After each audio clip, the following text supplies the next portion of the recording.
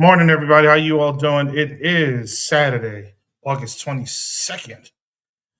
1 week away from vacation, family. 1 week away from vacation. We have a developing story in Las Vegas that we're going to get a source on to talk to us about, walk with us through. We also plan to talk about the power outage in Guyana. In addition to that, the question of the day, weekend, week, month, year, millennium, I don't know what the hell you want to call it. Have you been single too long? Queen Jackie's going to be on with us as well. Thomas Berry's going to be on. Rodney is up. He's working in the background to bring on the source for this that story. So here we are. Here it be. Nothing too crazy this week. I'm still pissed at Tom Harden. Do another story on about twins in Miami. Two little girls, one black, one white, who swore for all heaven that they were twins, and they have conducted themselves like such their entire life. It's such a sweet story, and though they recognize early on, whatever, that they look different, they said that they were twins because they had the same soul. Man, I was in this motherfucker crying, not like a newborn baby. I yeah. Tom Hartman is the devil. He is 100% the devil.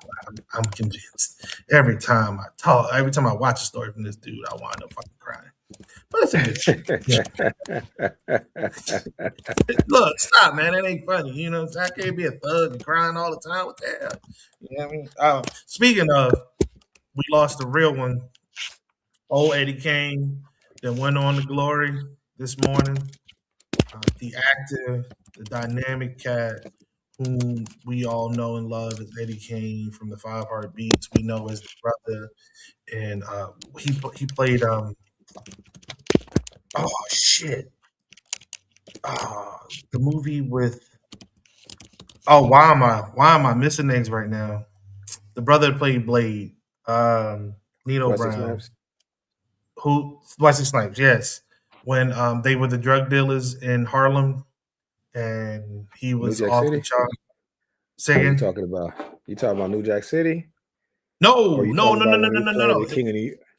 Go ahead, sorry. No, it's when him and his brother were the drug dealers. Then they made the deal with the mob, and the Sugar Hill, brother went in and tried to rob him. Huh?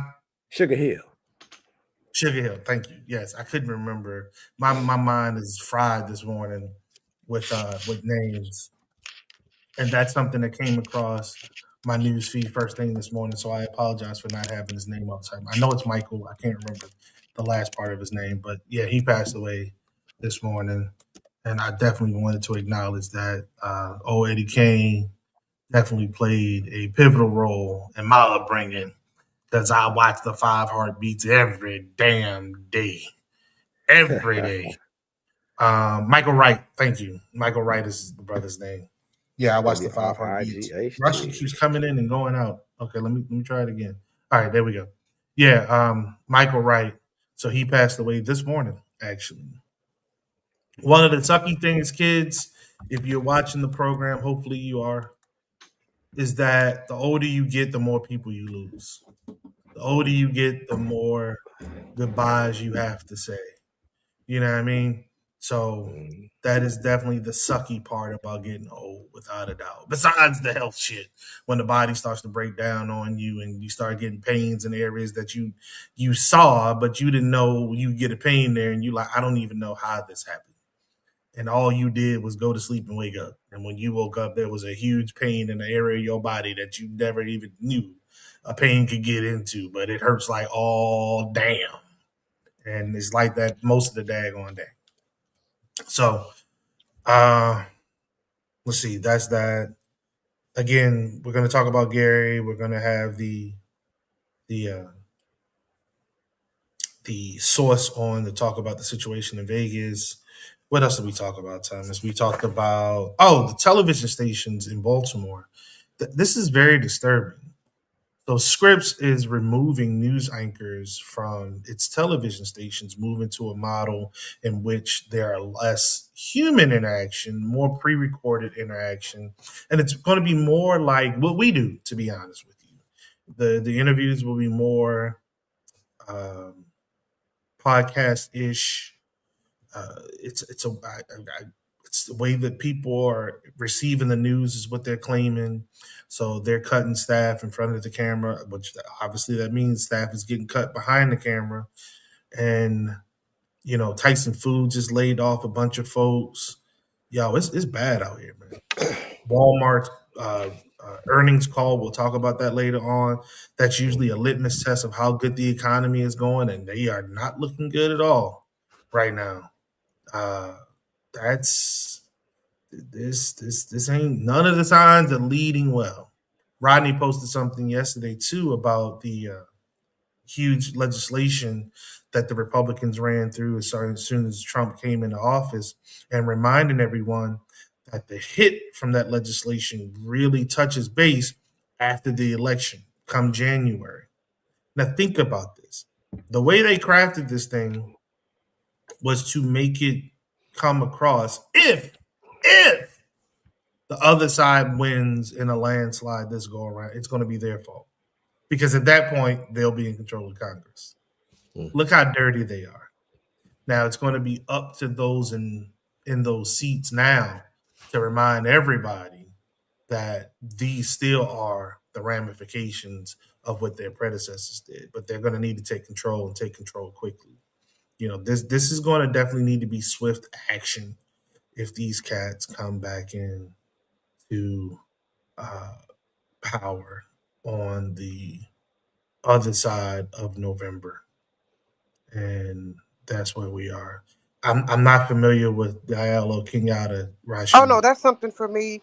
That's a gentleman who we've actually interviewed before, and he was trying to figure out when we broadcast. So much in like what Thomas did when he highlighted Marlon and I got you. Travis and Precise and them. I I also got you. did, but it just doesn't look the same. So I got it, no, no, it no. is the exact It's okay.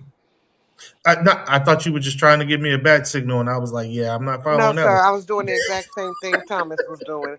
Same thing Barry is doing. That's all. That's all. That's it. That's Oh, all. okay, okay. I got you. I got you. Thank you. But cool. Um, so here we are getting inching closer and closer. Oh, Florida was very interesting on Tuesday as well. Florida was very interesting on Tuesday. So the brother in the Republican side of the House won for the gubernatorial side, and he's going to face off against Jolly, whom was a Republican, now a Democrat, running on the Democratic side for the gubernatorialship down in Florida. I would say, I would venture to say, it can't get no damn worse than DeSantis, but that depends on who gets the seat. So I don't know about that. Um, so there were some upsets, notable upsets as well along the way. So again, when time comes, we'll dig into that more in detail and more in depth. Uh, one, I got to stop saying that is horrible when you're speaking in public. When you look at this month as a whole, now that we're coming to an end, I'm tired of seeing black folks hanging from trees. This is fucking ridiculous. There was a huge win in the Carmelo Anthony case with removing the prior judge from the potential retrial.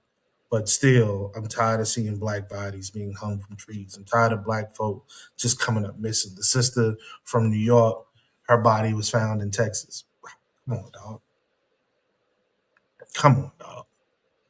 This is becoming more and more common, and it's not acceptable. It's not acceptable. I think we've gotten ourselves into a position where too many folks have let their guard down, not understanding that regardless of the date on the calendar, America's structure is still anti blackness, period. Period. That's America's structure. America was founded, cemented on the backs of African souls being not looked at more than nothing than cattle. There's no other time in human history in which a people were subjugated to slavery under the terms in which the African was here in America. No other time in human history where it was ingrained into law that no matter what you did, you were still a slave. No matter how smart you were, no matter how hard you worked, no matter how long you served, you were still a slave. And not only you, but your children's children were still slaves. There was no freedom for us. There was no hope of freedom for us. We cannot allow that our guard to be let down. We must stay on point at all times. This system is not designed for us. And the sooner we accept that fact, I think the safer we'll be. And until you accept that fact, the least you can do is protect yourself with by any means necessary. And that is with the Watch app. Thomas Berry has developed. At least let folks know when you are in danger. At least let your folks know where you are if you are in danger. Subscribe to the Watch app. Tell them, Thomas. I mean, listen, we've had 6 dead folks found off of the Mississippi here in Minnesota in the last 6 days. It's either epidemic or it's a serial killer. However, people are free to chance it, or you can subscribe by going to the watchapp.org and signing up. I mean, $5.99 a month to protect yourself, or $11.99 a month to protect yourself and 3 other family members.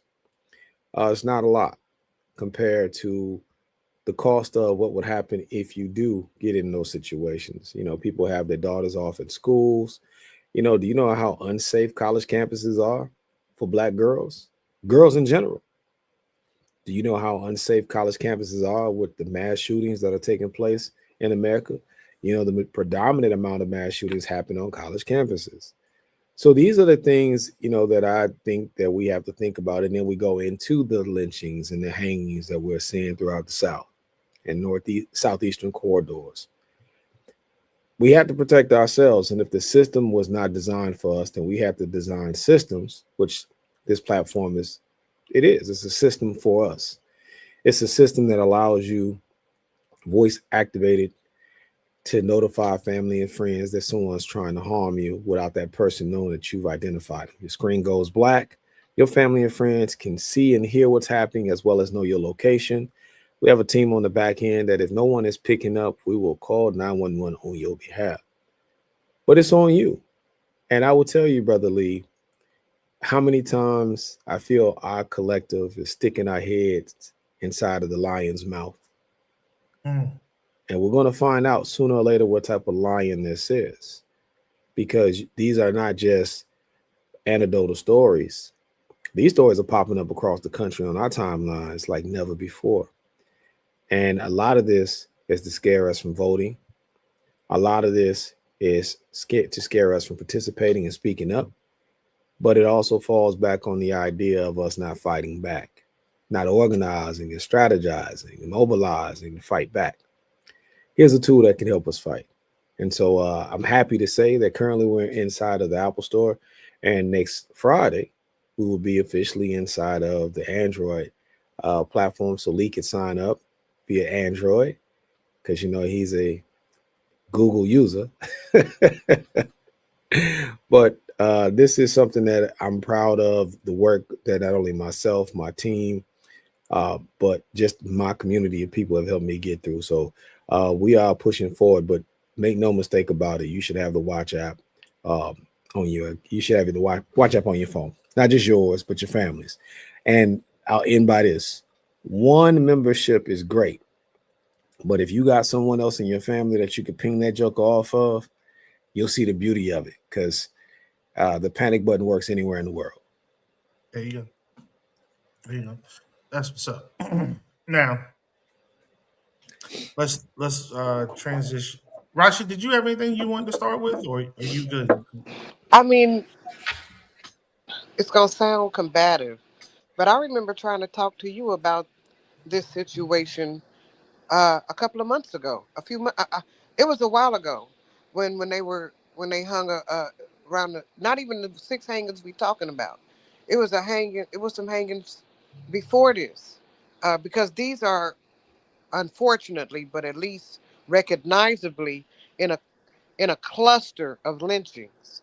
And Mhm. so there was a cluster before this, and I tried to talk to you about it.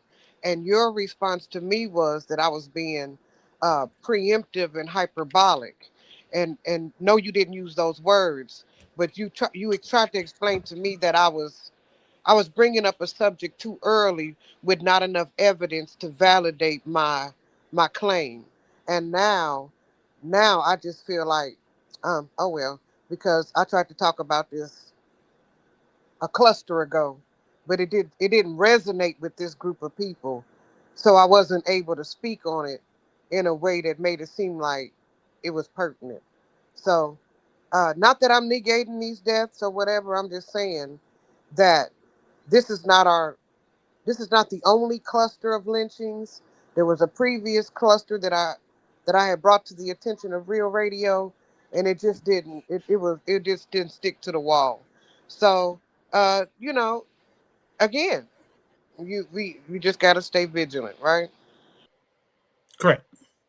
Well, I don't think Thomas implied that there was lynchings that happened. He just said there was six dead bodies by coming out of the river or near the river area. Oh, I'm What I sorry. I was said, talking about the hangings. I thought we were discussing the right, hangings. correct, Okay. and Okay, you use what the I word said, hanging. I use the word lynching. They may not be interchangeable, but it feels the same when the people have to look at it, you know. Well, I think that is the same thing though, Rashi. I'm looking at some of the people that they've fished out this river, and they would definitely be listed as undesirables.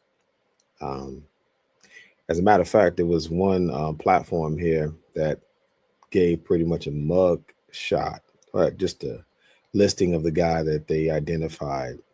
You know, saying some things he did like 10 years ago and the crimes and the whole nine. Pretty much letting you know that hey, these are undesirable people in the eyes of white folks. No sympathy for the fact that they found him along with five other bodies floating in the Mississippi, right? And you can say the same thing about our collective of people. I'm always, my platform, the watch is always about people protecting themselves. I'm always open for that discussion and dialogue. The thing that bothers me the most with all of this, however, and I'll say this, we know that we're hunted. We know that we can't um, go without being protected, but we'll make up the excuses on why not 5.99 today. When mm, death comes knocking at your door, it doesn't necessarily come telling you the date and time that it's going to be there. Doesn't always show up at the best time for you. And that's the same thing with white supremacy. When you bump into it, you don't bump into it at the time that you're ready and prepared, where you got the gun on your hip, or you with your posse of friends. It happens when you don't have anything. You by yourself, and it's probably the worst day of your life. mm, And so I look at this and I'm watching what we're doing around the country. And, look, we're isolating ourselves based off of the same verbiage and conversations that we spew on these Facebook streets consistently. And we're seeing people get knocked off and eliminated. And then we're telling ourselves that we can't trust each other. But when we're in mixed company, that's when we're getting killed. I just watched a video of a sister inside of California who has her Latino neighbor calling her niggas, porch monkeys, etc. consistently. And this family is being terrorized by this family next door to them. And you can't tell me that we shouldn't be trying to figure out ways to protect ourselves.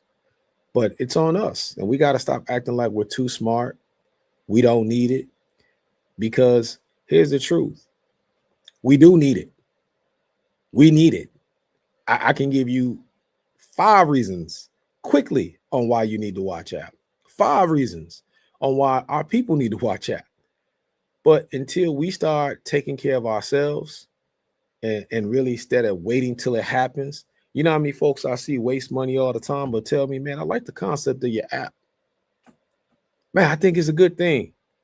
Y'all, they'll even repost my shit. They ain't bought nothing. Even when I gave it away for free, they wouldn't even download it. But they want to have a conversation about the next pro-black thing. Or, Thomas, can you help advocate on my behalf for free? I'm just saying, it's on us. We have to get to a space where when we see people getting lynched and we see people getting hung or burnt or even characters of misjustice that happens to us, we have to start taking it personal again. And I just don't see us taking it personal anymore. You know, Rashi, what we take personal is Kendrick Lamar versus Drake. What we take personal is LeBron James versus Michael Jordan. What we take personal is, should we go 50-50 or not? And I'm just trying to still figure out the 50-50 conversation. We go to Cheesecake Factory, or is that too cheap? That's what we take personal. What we take real personal is those things. We don't take personal things that, unless it's caught on camera, because when it's caught on camera, it makes us face things that we ignored, and that's what really hits us. That's why George Floyd hit us so hard, because George Floyd, Michael Brown, Tamir Rice, all of these situations, because it allows us to face the fact that we've ignored it for so long. So if you felt like I ignored what you were saying, wasn't my intention. All of these situations with lynchings, to me, and we can throw a name on it, we can throw a date on it, we can throw what happened. I think we should talk about these folks. I think we should get justice for our people. And I feel like we also should be smart in how we move. And I'll piggyback on that. From my perspective, it wasn't a question about ignoring the situation. It was making sure that we had the facts before we spew them out, because there's a lot of people out here that are just throwing things out there that have no backing, and I didn't want us to be in that same boat, or even consider to be in that same boat. Uh, Again, I would always lean toward the side of caution versus just being expeditious with a presumed fact before we know it to be a fact. So I think in that moment, I clearly said, let's make sure we have the facts before we talk about that. And then once we have it, we can blast it without a doubt. I have no problems with that. But I didn't want us to be on the wrong side of right just to get something out there because we felt the way in the moment. Just make sure we're right and we're good. You know, morning, brother Marlon. How are you? I want to move on to speaking of the news. So, and some of the shit that's going on with the news. So back in Baltimore, I've learned that news anchors are being fired, specifically the 7 p.m. and 11 p.m. coverage of the news. There are no live anchors doing this. So, Script, which is the parent company of WMAR, Channel 2, ABC affiliate, has chosen to cut its staff and support staff in order to move toward a new production model built around pre-recorded reports, streaming, and reduced staffing hours. So right now, that platform debuted on August the 12th, and they're moving toward a 24-hour streaming focused news model. WMAR started in Baltimore on the October 31st, 1947. It was the first news station in Maryland and one of the first one of the earliest news stations in America. This is huge. Their claim is they're moving things along the line. Yes, absolutely, Marlon, of how people are consuming their news now. And you know, I know, we all know. Thomas, you and I talked about the algorithm, how uh, folks are getting more of their news on the go via their phones, via YouTube, Instagram, TikTok, however, Substack, whatever they're watching nowadays, Facebook, you name it. And there's a cost to that. There's a literal cost to that, and the cost is people losing their jobs. You know what I mean? Mm. And I hinted in the opening, Tyson Foods just laid off. Well, they're gonna wind up laying off over 3,000 people throughout the nation because they're closing two beef plants. You know what I'm saying? Dog, that's huge. That's a lot of people out here without a damn job. Where are these people going? These are stable jobs that have fed families for decades. You know what I'm saying? Do you think all of these people have the educational level in order to go out here and get another? Do you know how hard it is to go out here and get another job right now? There are more and more people hunting for jobs, but there are also more and more people just checking out. They don't want to be involved in the process anymore. They are not looking for work at all. This is why more people are living together. I have a problem with that too. I have a problem with that because it's easier to find people when they're living together, when they're clustered like that. If you looking at a dictatorship like the one that we have right now, because let's be real, these cats are getting closer and closer to being full out dictators. Um, it's easy to round up people when the hell you know where they are, when the hell you know where they live. And it's easy to find out where people live when they ain't got no other address because they ain't got no job in order to have another address. You know. Uh, so Marlon says this is a ploy to feed private prisons. I think it's more dastardly than that. I said before, and I'll say it again. I think this is also a ploy to beef up the military. I think what they want is a huge presence here in America for when his ass loses, and he's going to turn them against us. That would make sense if that in effect happens. But that's the play that I see right now. Looking at it from a chessboard, not a checkerboard. You know what I'm Yeah. saying? More people are being recalled from Europe. Why? Where are they going? What are they doing? What are they going to be doing here? Mm. His attack on South Korea via North Korea. Now he's trying to shine up to Kim Jong Un and turn away from military exercises in South Korea. So what does that mean? If you don't know, it's a huge military exercise that happens in South Korea every year in September, October. Actually, yeah, the buildup starts around this time. To be honest with you, you'll start having people go TDY, temporary duty, Mhm. and they'll deploy to Korea. There's a whole tent city situation that's built up. People come, and it's slow but surely, right? I was a controller when I was there in '97.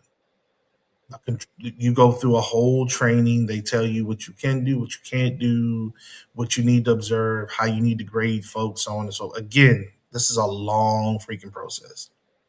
Then folk come in, and the war games actually start. And these war games are no freaking joke. These war games last for weeks, and you're going through every conceivable scenario with respect of defense of South Korea from the North Koreans and the Chinese. This thing goes on and on and on and on, and then it's over. I remember the end date just like it was yesterday because I was the last day that I drank for over 20 years. It was the 31st of October, 1997. Index Full Legal.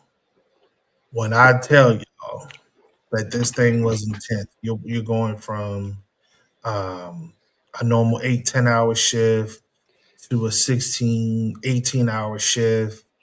You're getting a little bit of sleep, you're waking back up, and you're doing all over again. And it really is to simulate.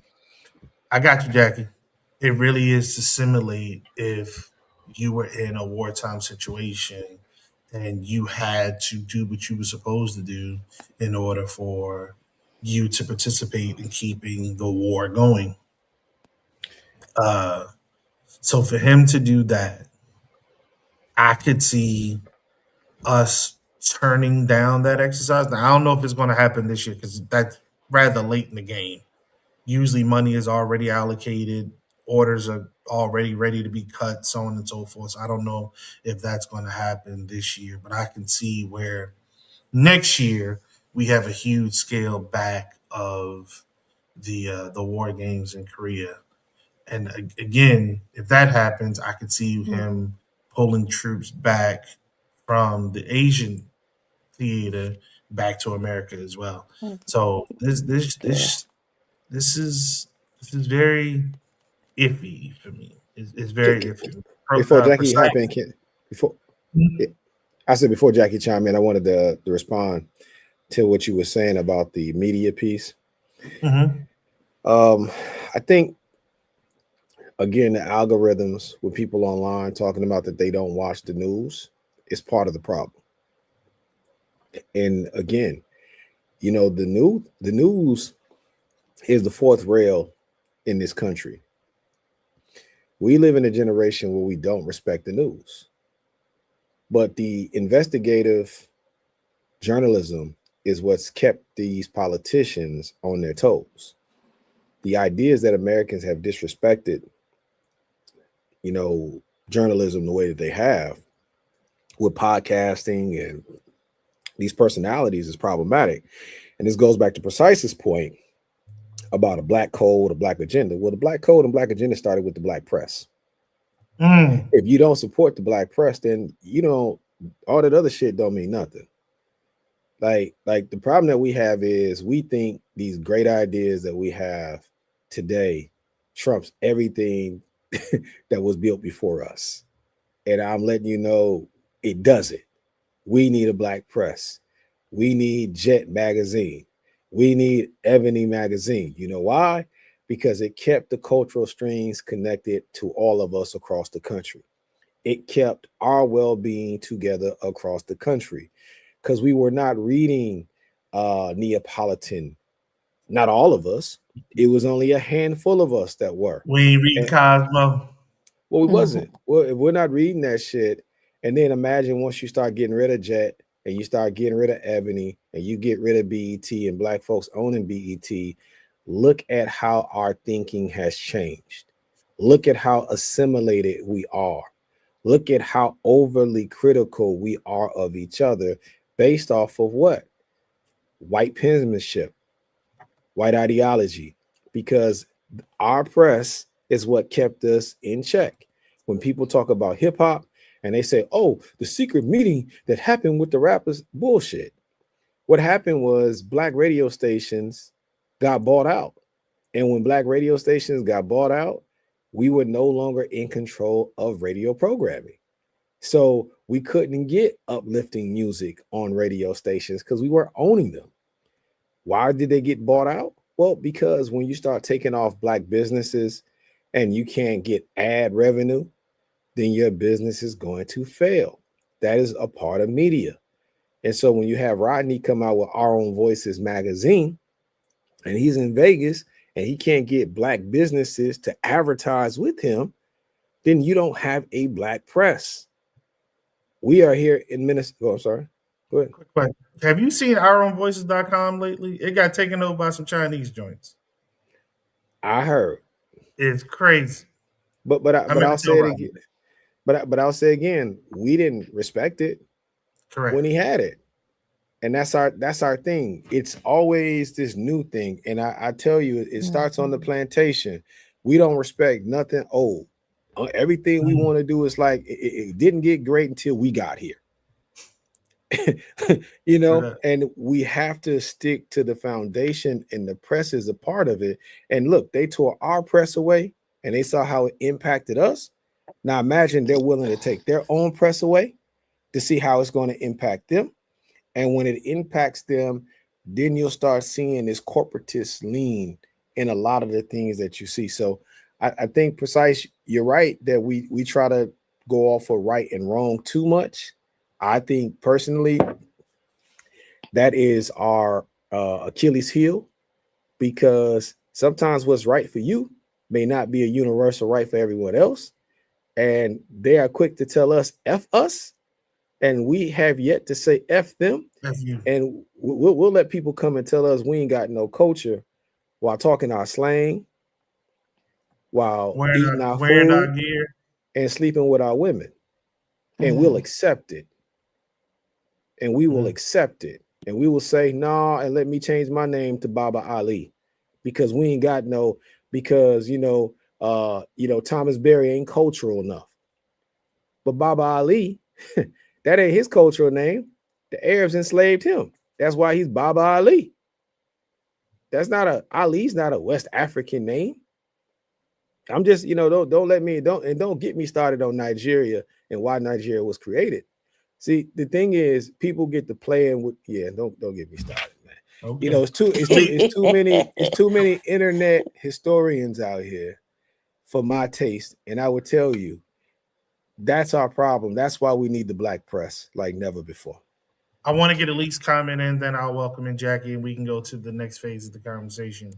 Elise says the people of the United States have been subjected to military grade psychological warfare, the process of disturbing reliability without using physical force. Their control of and dissemination of information greatly influence of emotions, beliefs, behaviors. Propaganda, fear, disinformation shape how they are able to move the markers. I'm sorry, of control.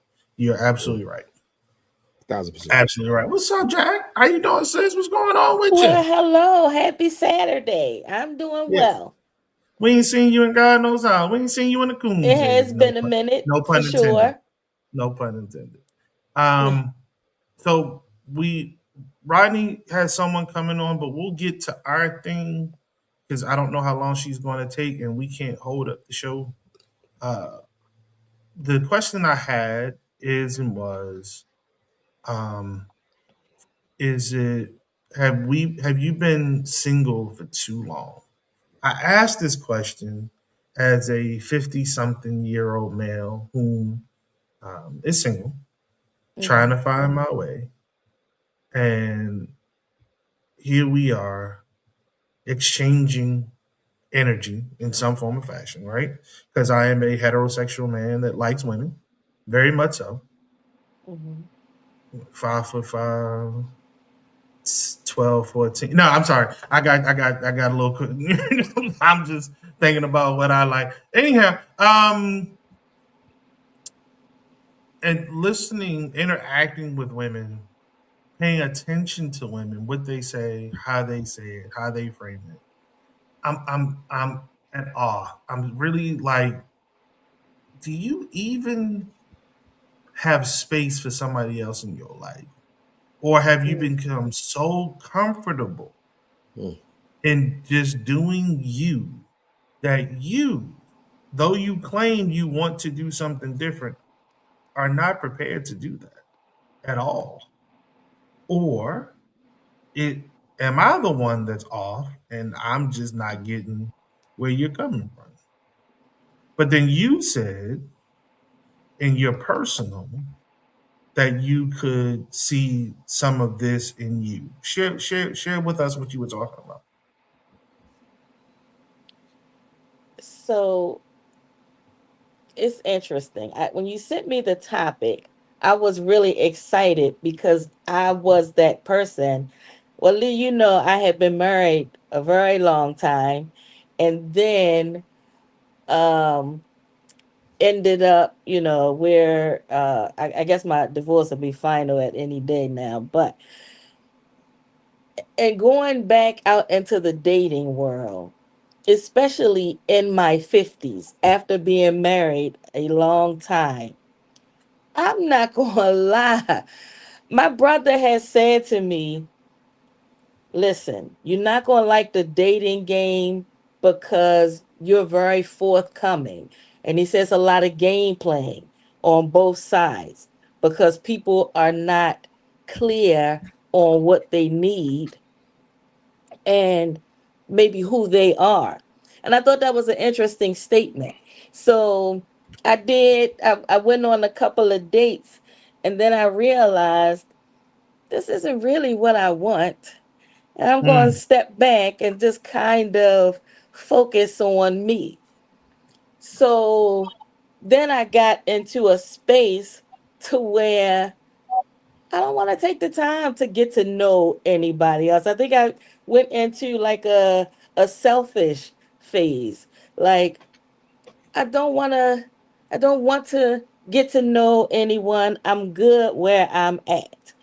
So what happened, I think I was single probably for about 7 years, and I loved the space. Um, and then a good friend of mine introduced me to her cousin. But prior to that, I was like, I think I'm good. And she said, just give him a chance. I tell you what happened. I ended up being on the telephone with him for 7 hours. I never talked to anybody that long. Yeah, And Rodney, I had I the same couldn't believe it. response. And I said, wait a minute, let me just. I'm on the phone this long, and it was never a break in silence. And I'm not going to lie, I didn't want to get off the phone, but I caught myself dozing off. But the conversation was so good. And I said, let me give this a chance.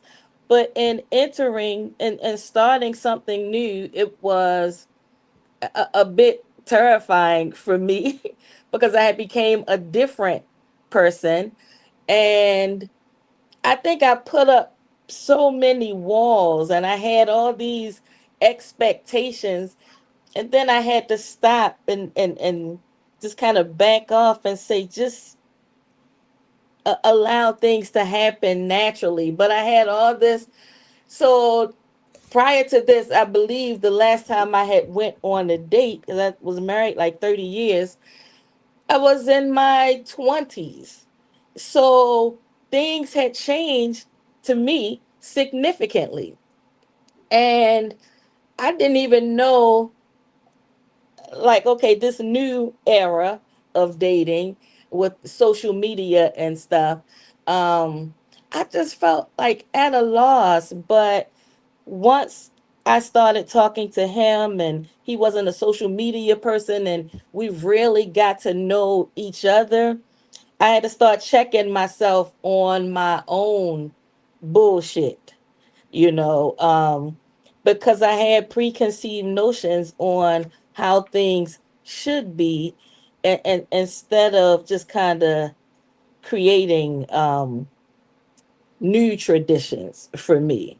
I even kind of did the comparison thing. Okay, my ex was this, and I had to check myself because I didn't want to put those old traditions into something new because then I would be setting myself up for failure. And I wanted to see how this thing progressed. It's 2 years later and we're still locked in. And Okay. I am a different person. Uh, but that required me to do some soul searching and check my mess. And I think a lot of times we're not willing to check our mess. But I had to do that in order to create something great for me. Okay. Dang it. And You so, should you should write a book. I'm loving the space that I'm in. You I'm should write a loving that book. we are working on past traumas and can be honest about what those traumas are. Because I think that's a lot of it too.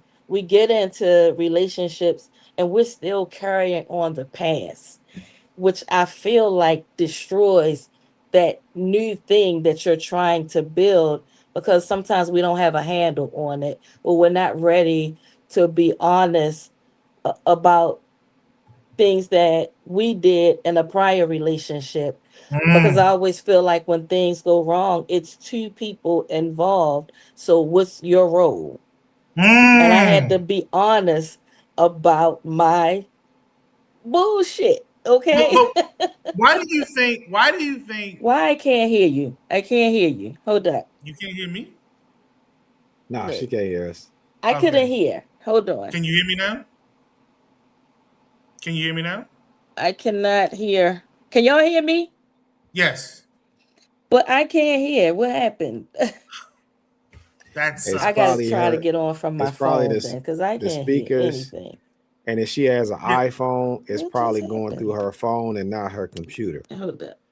Do you have So an it iPhone, does that. Jackie?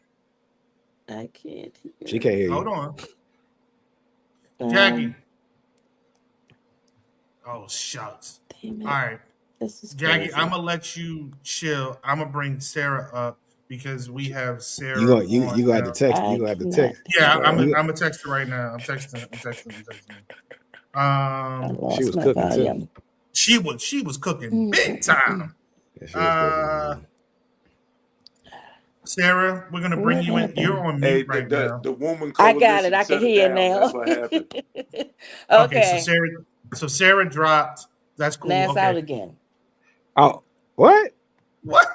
How did that work, girl? You dropped the The phone. woman See, coalition shut it down. that's it, right? Can They you didn't hear like my us? honesty? Oh, Can she you heard hear us? Rodney. Can you hear us now?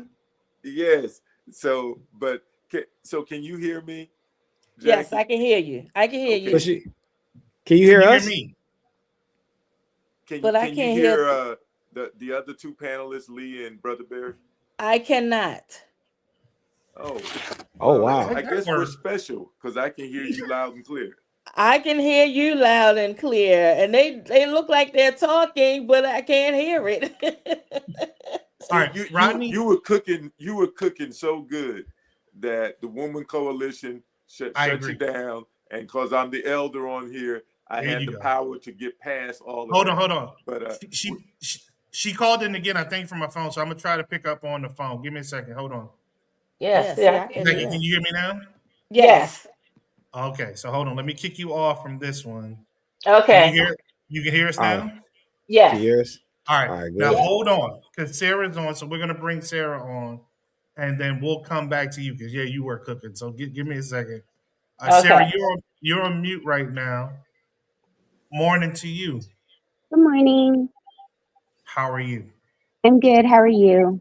Well, thank you. So we are on in the understanding that there was a developing story in Las Vegas, and we wanted you on to share what you know about the circumstances going on.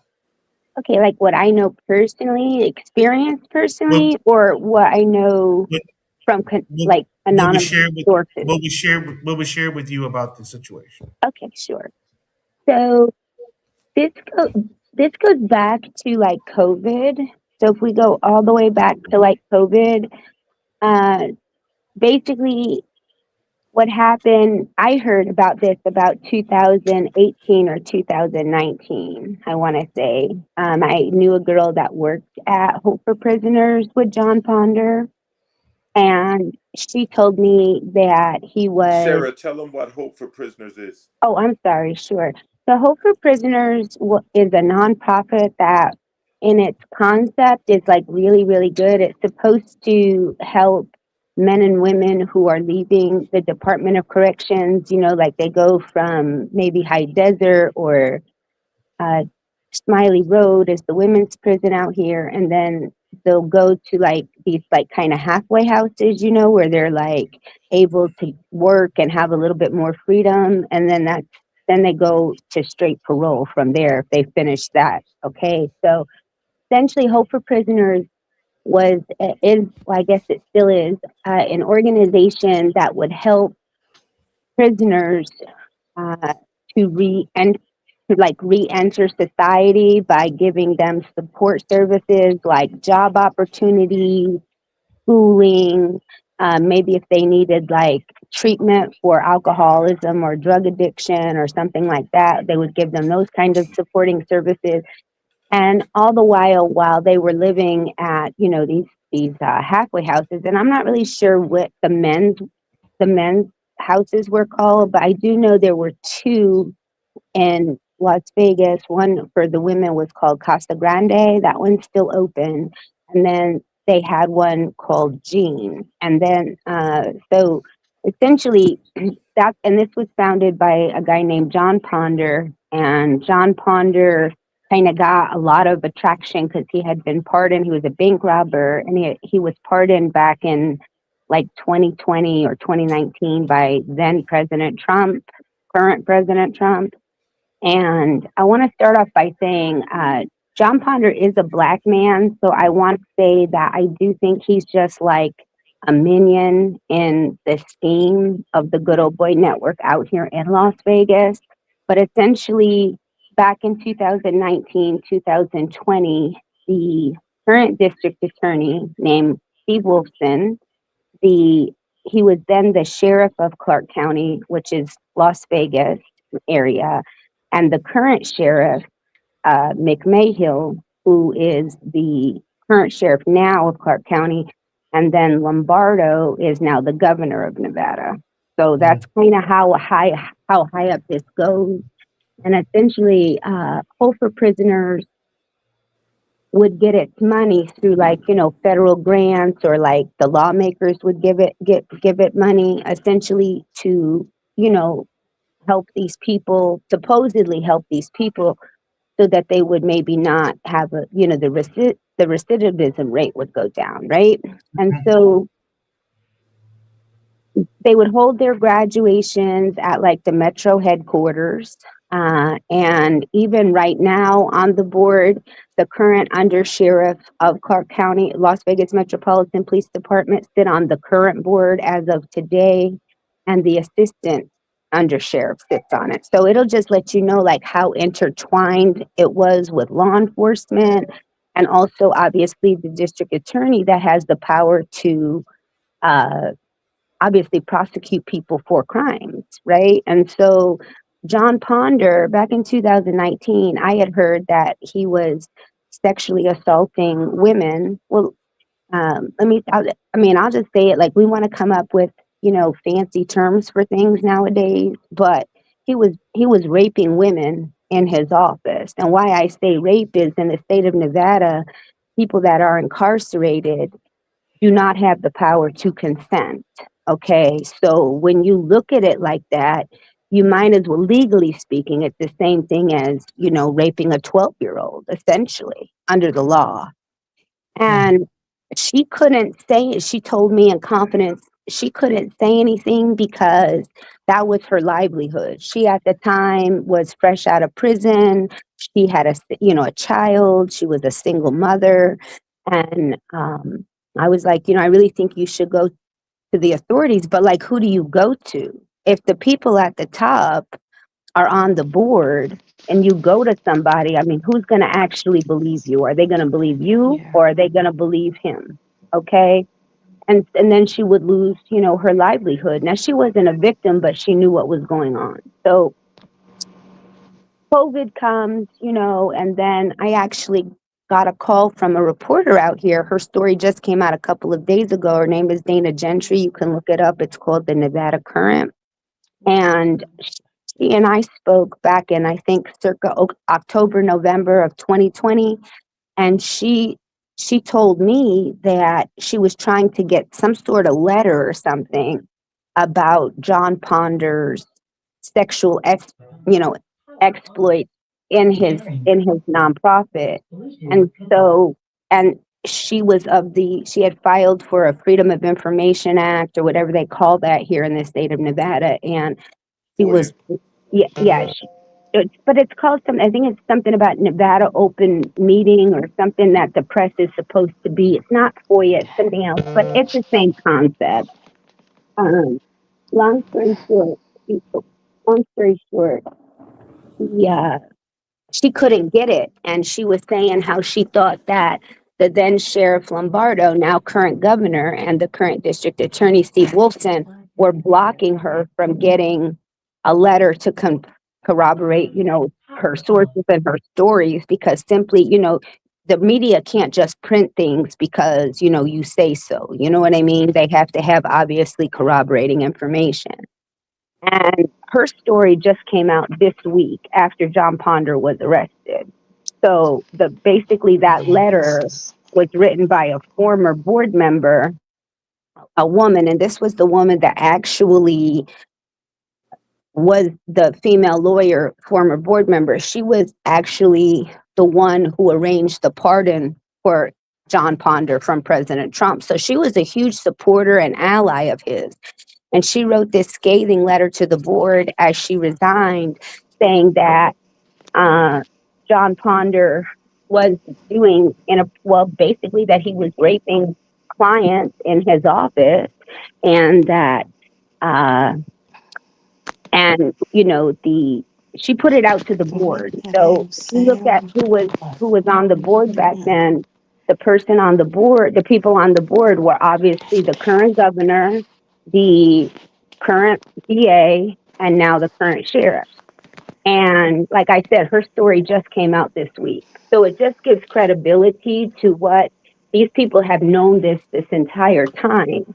And they did absolutely, not only did they know I think I'm about it, having technical but difficulties. they were having they were complicit in covering it up. You know what I mean? And then after that, this past, I guess it's been going on for about 3 to 4 months. This girl that worked at Hope for Prisoners not currently, but like in the last few months, she wound up going into the prisons to help women because she was also a former inmate at one time.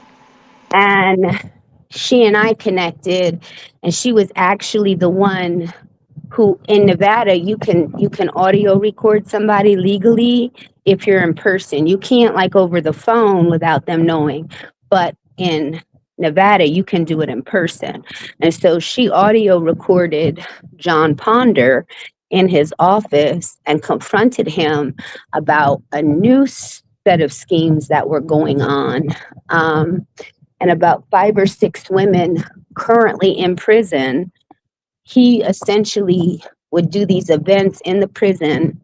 He would be able to enter into a side door where there were no cameras, kind of, I think, like the service entry. And then he didn't have to check in at the front. He didn't have to show his credentials. He didn't have to do any of that regular people going to visit a prison would have to do. And he would do these events. And so after these events, the women, the female inmates, would break down the tables and the chairs, and all, and they would put it back in this like storage closet. Well, the guards or whomever was supposed to run those cameras, they would keep those cameras off so John Ponder could go into the closet where the tables were supposed to be kept, and he would essentially abuse the women in there. And during this time, in between 2019, 2020, and present day, the governor gave him more access to people in prison. The governor gave him basically carte blanche to do whatever he wanted.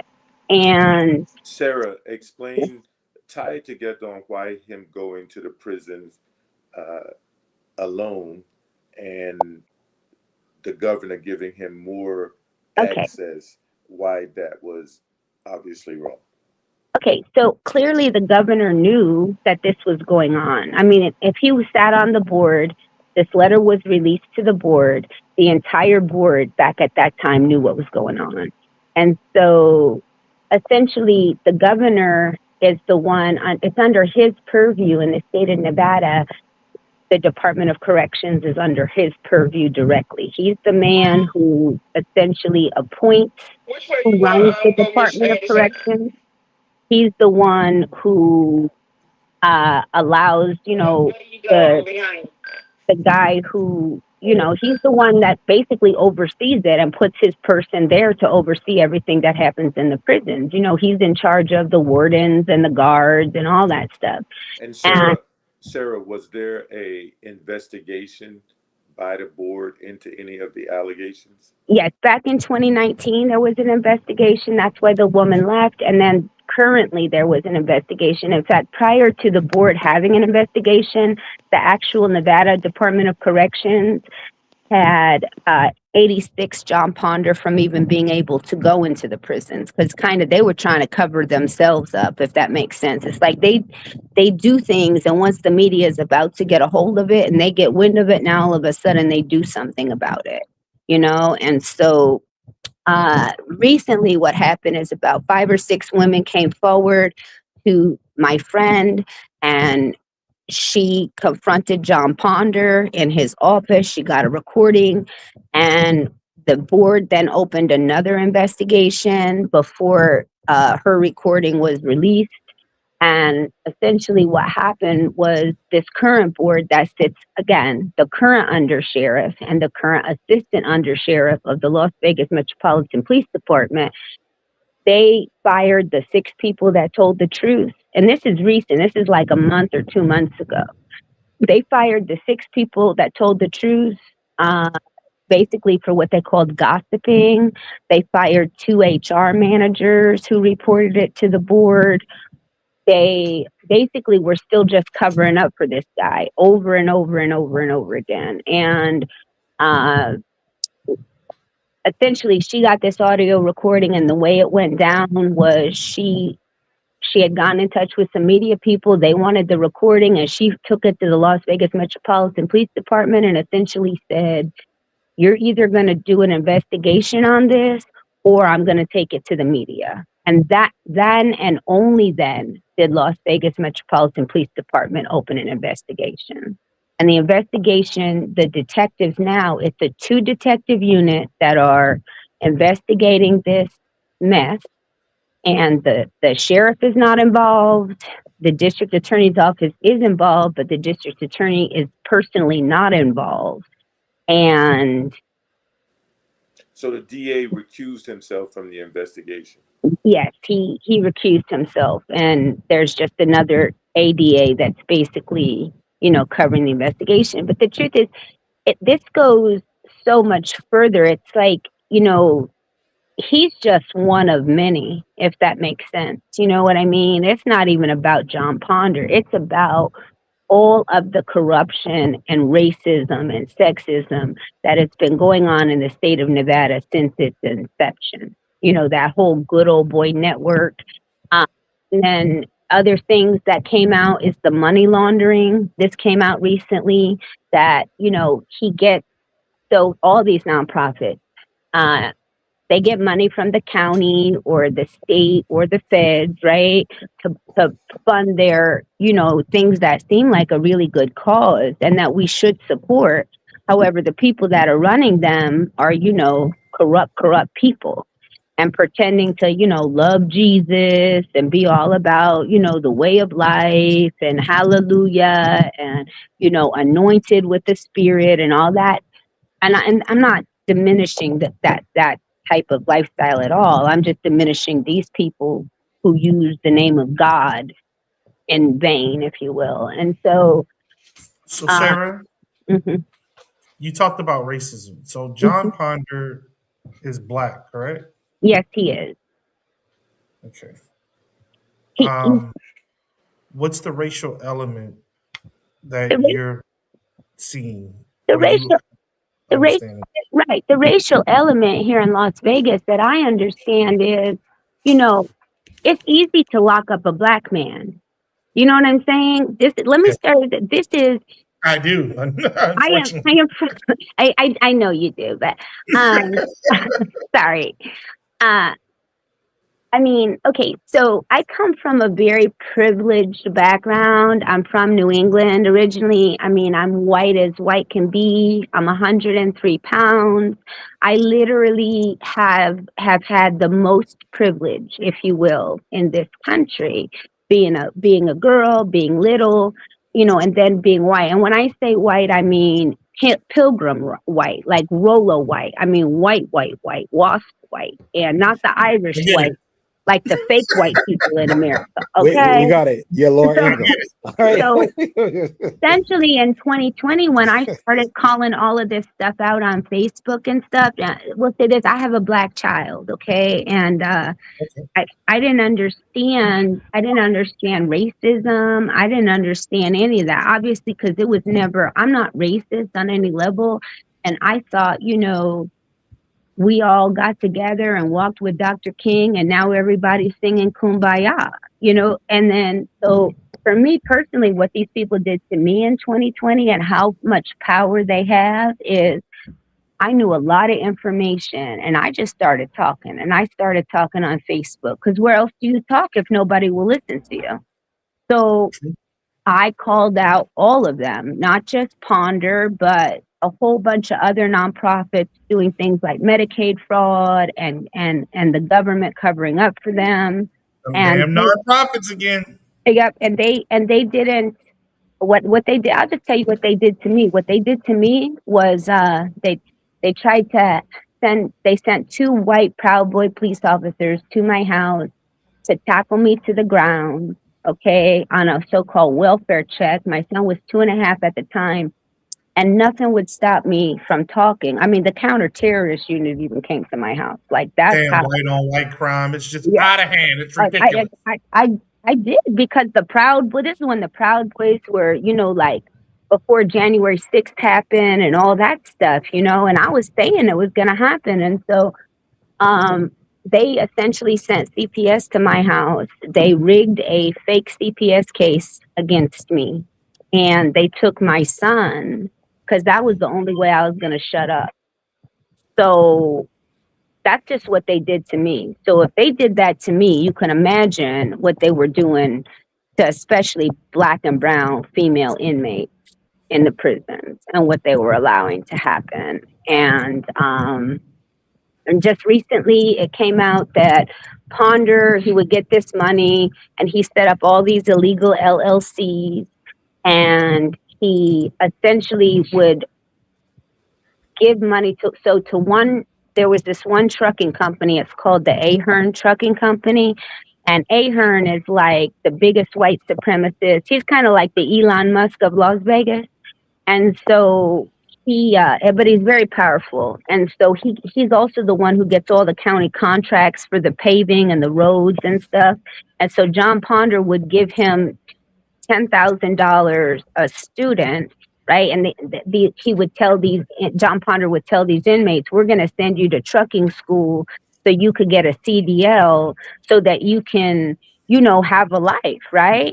Well, and these are obviously people, they're sexual offenders, they're felons, they're people that are not going to get normal jobs or normal opportunities the way that the system is structured right now. And so what Ahern would do is he would take this money, it was 10 people a month at $10,000. And he would take the money and the people would, and the reentry people, they would do their part. They would show up for the classes and they would take their part. However, if you're a truck driver, at least out here, you don't get local truck driving jobs. You know what I mean? If you're new to the CDL thing, you get long haul over state to state. And if you're on parole, you can't go state to state. You can't leave the state. So what Ahern and some other companies would do is they would kick that money back to John Ponder at this so-called gala that they had. He would get half of it back in donations. And then under the illegal LLCs that he had put up, he would give a lot of that money, a lot of that taxpayer money to these campaigns like Lombardo's governor campaign, like McMahill's campaign for sheriff. And he would give it back to all these campaigns so that he could just get more power. It's just like this whole cesspool of things that's happening. And I want to say, like, it's easy to lock up the black man. This is not even about John Ponder. It is about the white people in power that gave him the ability to do what he did. But he's not the only one. You know Okay, what I so mean? let's say this. Let's be clear about Mr. Mhm. Ponder. Back in 2020, he was pardoned by President Trump after doing a 5-year hitch for bank robbery. Correct. So, do you think somewhere along the line somebody else got some kickback from that? I'm just asking. But I'm honestly, just I'm gonna be honest. I'm no MAGA, and I think that we can confront Donald Trump on a lot of things. But I'm gonna say that I don't think Trump himself, and especially what I read from this lawyer who was the outgoing board member that set up this pardon for him, I don't necessarily think Trump himself knew what John Ponder was doing. And I can't say for sure he didn't know, because the current governor and the current fake POTUS are, intertwined in lockstep. You know what I mean? Like, Trump was just out here for one of the events for the current governor, and the governor was there saying, why, the president gives his $1 billion friends tax cuts is so that they can create jobs. And it's like, dude, we don't need $8 an hour jobs while your billionaire friends, don't have to pay taxes. So they're like in lockstep together, those two. And really what it comes down to now is that all this stuff is coming out is that there's a neck and neck race in this state right now, between Governor Lombardo and the current Attorney General, Aaron Ford, who is he's actually to be commended. He is the first black man or woman to reach as high in government as he has in this state. We've never had a female governor. We've never had a governor of color, any color, whether it be black. It's always been a white man. So to his credit, he's come this far. And I just think, if we're going to be a decent state, if we're just going to be a state run by humanity, and it's not about me clicking the wheels of Aaron Ford. I like him. I think he's a decent human being. I just think we need a decent human being to govern our state. And clearly, Lombardo is he's not decent. He's not he's not anything. Because in my opinion, if you knew this happened, you gave this man more power to do it. In terms of, he put him on the he put John Ponder on the board of pardons and paroles. You know what I mean? He put John Ponder. He just basically gave John Ponder access so he could assault more people and more gotcha. victims. So Thomas said something. Go ahead, Thomas. Well, I want to definitely get back to the original reason why we're here. We're talking about these women who were sexually assaulted Sexually assaulted. inside of, and we can go into all of the other things, but I would say that definitely needs the most attention because they're vulnerable. They were Hmm. incarcerated, and I do Hmm. think it makes him a part of white supremacy or racism because he used the system to have Hmm. access to these women and also to hide himself. So that would make him a part of racism at that point, even being a black man. Um, Absolutely. my question is how are the women who have been victimized, are they getting any type of any type of support, whether it's mental health support, financial supports? How are they being shielded from the system? No, I really mean this Yeah. because Yeah. the system fucks you over. The Right. system fucked them over, and they Hmm. need protection from the system. Hmm. And so, how are they getting protection from the system? Because to me, they're the main characters in Right. this situation. This guy, he has powerful friends. We get it. Hmm. But what about these people? And are they stepping up and are they telling their story? Are everybody in hiding? Like, what's going on with them? Sure. So, for their protection and the protection of the investigation currently, they are receiving support. They are receiving whatever they need to try to mend themselves. And they are working with the police, but being that is ongoing investigation and the level of corruption, like I said, this is just a two-party detective unit, and those are the only people. Like my friend knows who the victims are, but the victims are not necessarily making themselves public at this time. And from what I understand, they're kind of waiting for the trial to happen, but they are receiving the support that they need, but they also need to be monetarily compensated for Well, what they have done. and can I make a suggestion? Because I Mhm, know working in child protection services, victims often make this mistake, and I blame the television, is that people feel like they're safe without their identity being known. mhm, It's easier to knock you off if nobody knows who you are. mhm. And so I hope that they move beyond that, because sometimes you can get some of the worst advice, even from lawyers. Being unknown is easier to wipe your story aside, because there are faceless victims, and typically faceless victims, people don't talk much about them, and it's hard to protect them. So I'm hoping that they're at least confiding in the people in their family circles and people in their community, so that they can know who they are, Right. just in case anything happens to them. When I hear stories like this and I hear it happening to women, the first thing I get to thinking about is, especially when you're talking about the system, you know, Mhm. oh shit, we have a hard time getting these folks to release the Epstein files. So Right. when you make it this intimate inside of a state, and these are people who are already incarcerated, they're already looked at Right. as undesirables.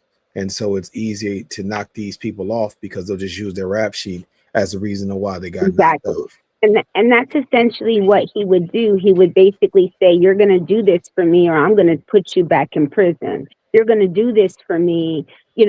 John Ponder would say to the victims, "You're going to do this for me, or I have the power to put you back in prison. You're going to do this for me because I got Joe Lombardo on speed dial, and I can carte blanche whatever. The governor will rubber stamp whatever I do." I do Mhm. know also that the former board member that wrote the letter in 2019, she's a lawyer and she's no longer, I think, in Nevada. I think she's in Florida, but I do know that she has stepped in to help some of these women because she's not afraid. You know what I mean? She's an attorney. She's somebody who obviously has her own safety net and stuff like that. But Mhm. the biggest and most concerning thing to me is, do I think Metro is necessarily a unit that's going to do right by these women? I want to say I hope so, and I did talk to the detective about what I know, and she clearly seems to be very ethical, but it's very political over there. You know what I mean? And you Mhm. have to wonder, and our judicial system is very political out here. And so Mhm. you have to wonder, are these women going to really get the justice they deserve? And the justice doesn't just happen at John Ponder. That's what I'm trying to say.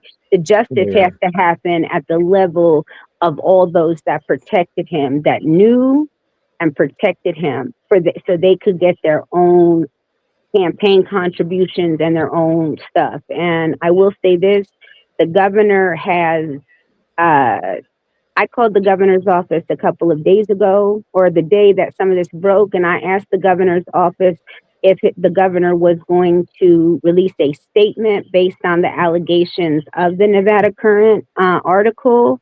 Mhm. And his woman, the lady that answered the phone in his office, she was very rude to me. She said that she doesn't believe it happened. And I said, "Ma'am, I really don't care if you believe it happened. I'm just letting you know, as a Nevada voter and a taxpayer, that you work for me, as does the governor work for me. And I am highly concerned. And is he going to release a statement?" So he did release yesterday something on Facebook on his official Joe Lombardo for Governor page, but all it was a knock to a progressive kind of leaning group we have out here called Battle Form Progress. And he basically says, he stood by victims and he spent his entire law enforcement career, you know, sitting with these victims. And how dare this Democratic political machine try to, you know, question his integrity or his hard work. And I wrote right on there because I'm really not afraid at this point. Like, there's not anything that they can do to me anymore. And And so I wrote right on there, I said, you know, you did it. You covered it up. And essentially, you're just as bad as he is. You're a vile human being and you need to go. And you need to be in prison right along with him, if you ask me. Not that that's going to happen, but that's just what I wrote. And somebody underneath there wrote, you know, those are actionable statements there. I said, well, they can't be actionable if they're true. And I said, I welcome him to sue me. You know, I got lawyers now, so I'm not afraid. You know what I mean? But that's the whole thing. These women need lawyers, they need counseling, they need monetary. The victims of this whole mess need a whole bunch of things that they are virtually entitled to, because there So, are some women who have actually taken their own life behind what this man did to them. Oh wow. Hmm. so Sarah, I want to give the panel an opportunity to ask any questions if they have any additional questions or uh, speak to anything. Rodney, starting with you, since this is your backyard, you have anything to ask or to? You on mute? You on mute? You on mute?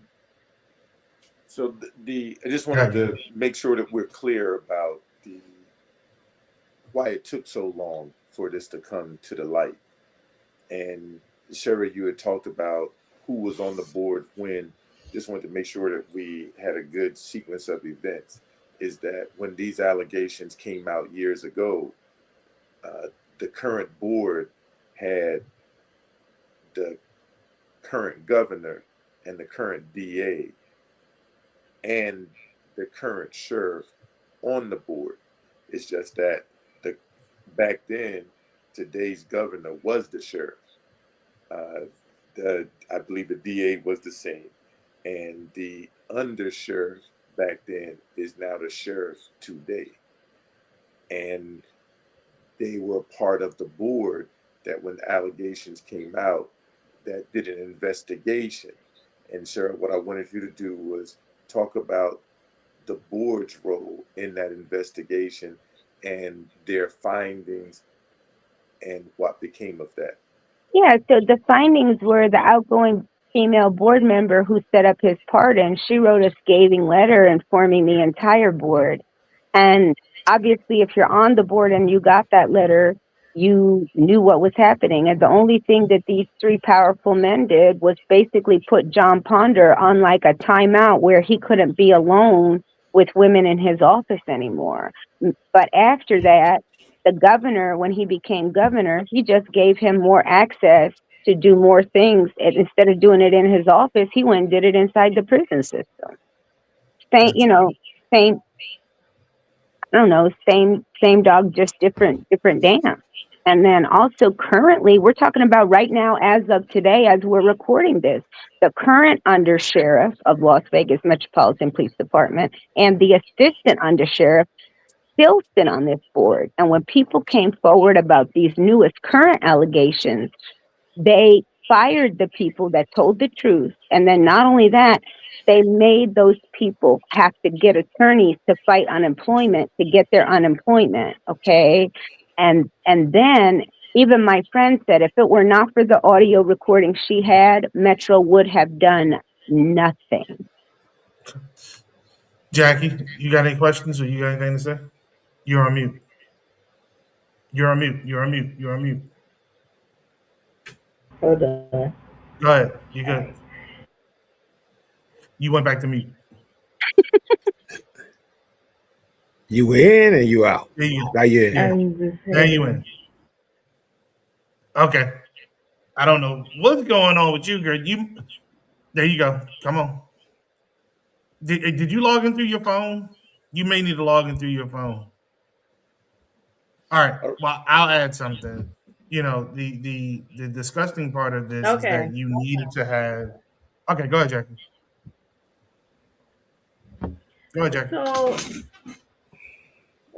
okay, I'm listening to you, everything that Sarah is presenting, and it's mind blowing. I mean, I know that these things are still happening, and I feel like, Thomas, what you said earlier, um, remaining or staying out of the spotlight makes you more of a victim in terms of you're not going through this experience with anyone. And I think sometimes when you're victimized, it's hard to come forward, especially with powerful figures, because then they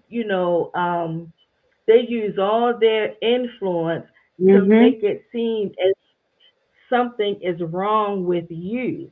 And Mhm. so I think I understand some victims staying quiet because you've already been victimized in one way. Now to tell your story, they make it they dig up all of this stuff on you to make you not credible. And that's just not in Vegas, but that's all over because we Yes. do still have this good old boy network in place. So there's not, unfortunately, it doesn't seem like there's a lot of resources for victims. That's true. And let's remember that this man had the power to put these, it's because part of their conditional release was that Mhm. they had to do his program, right?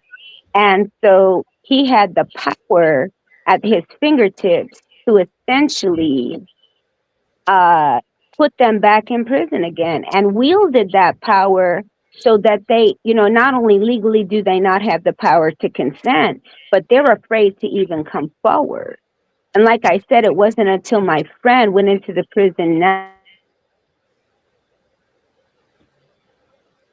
Did we lose Sarah? We lost Did we lose her? we Yeah. lost the audio. Sarah, you moving around? You know that Sarah? cell phone service in Nevada is janky. That's it, right? Mhm. She got got T-Mobile. She may need to. Go ahead. it. hold Go on, ahead. hold on. We Uh, got you. We got you. oh, am I back on? Okay. Yep. Yep. We What got I, you. what I was going to say is the main credenza of all this stuff is that he had the power at the palm of his hand to put these women back in prison. And I'll add one more thing to the story. That camp in Jean, Nevada that they shut down, they part of the reason that I understand from some of the people that were in there and in this program was part of the reason they shut that down was because that place did have video and audio of him doing things. They had records of it. So by shutting it down, these women were afraid that all of that stuff that may eventually be able to be used as evidence against him um, would be. And it was We for, disappear. thank God for my friend because she was the only one that had the kahunas to go up and fight for these women. You know what I mean? And she did it and she wasn't afraid.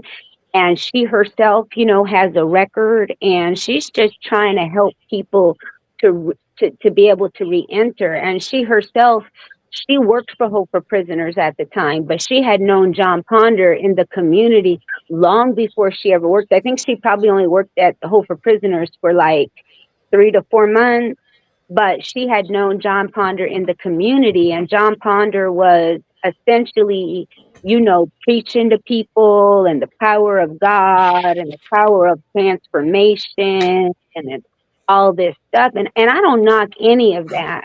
I don't knock any of that. But I have a real big problem with anybody that uses that type of rhetoric for their own selfish gains and certainly don't believe that's what God wants you to be or do. You know what I mean? And it's just it's a thing that went on. And I'll just say one more thing is back in the way I also found out about this is back in 2019. So I belong to just my first name. It's my anonymity. I can break it. I belong to Alcoholics Anonymous. I'm an active member of Alcoholics Anonymous out here, and have been for the last almost 17 years consistently. A lot of the stories that I got were from women in Alcoholics Anonymous, through a confidential fifth step kind of environment. And one girl that I worked with that was a victim of his, prior to this, she had been the passed around to everybody in her family from the time of 2 to the time of 17 when she could finally escape. And she wound up going to prison over a robbery based on alcohol and drugs. And I sponsored her for 2 years and really just tried to get her to try to forgive all the trauma that you know what I mean, so that she could be free, so that she could live a good life sober, and she just couldn't. And she took her own life sober, at 2 years sober. And so this has always been very personal to me because, like, I love that girl, and I just know the torture that she went through. I don't know any of the current victims. I have to say that I don't know any of them, but I do know of one that literally, took her own life because now where did she have to go? Like, she trusted the system, she trusted the parole board, she trusted the Hope for Prisoners thing. She trusted. And back then, back then in 2019, 2020, you couldn't go to the authorities. You know what I mean? There was just no, when this man said, you have to do what I want you to do, or, whatever, you're going to lose your freedom. I mean, that's a whole different new kind of scum. That when you're holding people's freedom over their head, I mean, the very ability to be able to eat in another room or go to the bathroom in another room, or, you know what I mean, wear the clothes you want to wear, that's a whole nother level of victimization that I can't even imagine. And he didn't prey on every woman. He just preyed on the ones that he knew were vulnerable and that would believe his bull. Because the ones, I also know some people that went through that prison that have like a personality like mine. And he didn't mess with those women because those women probably would, I mean, they're just not going to take it. So he was a very, very extreme predator. Like, he preyed on the weak, not just because of their position as, ex felons, or as felons or whatever. He preyed on them mentally, and the people that were already afraid and things like that. And it's a horrible situation. Well, I know he was arraigned and posted his $200,000 bond, so we will follow this story through to wherever it leads us. And if you are open and available, we would like to get you back on as news and events continue to develop. Is that okay? Yeah, and my girlfriend, the one who actually got the recording, she could not come on today, but she is willing to come on and be the voice for these women. Because I don't make myself the spokesperson for anybody. I just don't. I can just tell you what I know. But this is the woman who really deserves all the credit to bringing this entire thing to fruition. I mean, she's brave, she's not afraid, and she herself, let me just, it's her story to tell, but she herself did a lot of time in the Nevada Department of Corrections. And she herself, was had enough faith in the God that she served to be able to, get this information and come forward. And she really deserves the credit for being the voice of these victims and breaking this thing wide open. Awesome. And yeah, we are here for her whenever she's available to come into us. Okay. All right. Thank you guys. Appreciate all you do, And Thank I just you. keep keep Nevada on the map, because I've lived in a lot of places. This is the most screwed up. I mean, it was found by the mob and it's just run by another mob now. That's Mm. the best way I can say. So thank you very much for your time. I appreciate it. Thank you for your time. Thank Have you, a great Sarah. one. Thank you. Bye bye. All right, peace. I do want to So say, Lee, it's gonna be a tough pivot to go back to Sister Jackie. Like, you I just know, can't, right? It's gonna be you very you tough. can't you So you can't let's do this it. Let's you pissed in the bring it oatmeal down at this like point this. right here. It's just, Let's bring it down like this because I don't want to be disrespectful of what she just said. It's not cool at all Yeah. for anyone to be sexually assaulted, especially by people whom are supposed to be there to serve them and help them. Let's Mhm. stay in Nevada for a half a second. Sister Alicia Good was found dead in a ditch near Mm. Harry Reid Airport. Uh, from the footage, the authorities found footage of her falling down into said ditch around the 8th of August and did not see any movement from her since. She was in Vegas visiting a longtime friend, and the investigation is ongoing as to what may or may not have happened to cause her death. Um, but that's disturbing. I opened the show saying that I'm tired of seeing black folks just dying right and left and right for mysterious circumstances. Like we gotta do better Yeah. and gotta understand that we need to protect ourselves at all times because this system is not set up to protect us at all. So uh, Rodney just went off. I was actually going to ask him a question since this is his backyard, but the, yeah, Rodney, what are you hearing on the ground about this situation with the system? There really is not much scuttlebutt about what may or may not have happened. It really just could be one of those unfortunate cases where someone from out of town who had some issues was just wound up getting in a bad situation. So I really don't have anything to support things one way or the other. Like most other people, I'm waiting to find out what happened, but on the surface, it just looks like an unfortunate set of circumstances. Gotcha. Gotcha. All right. So now we pivot. See, we came down and now we just continue and level off. Back to Jackie. Jackie, you was cooking before we pivoted away from you.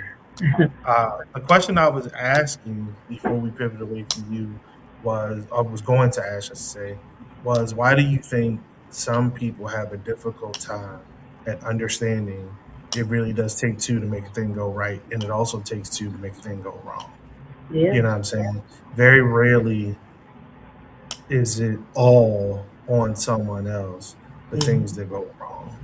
There are some bad people out here. There's Yeah. nothing you can do about that. There's some motherfuckers that just are never satisfied.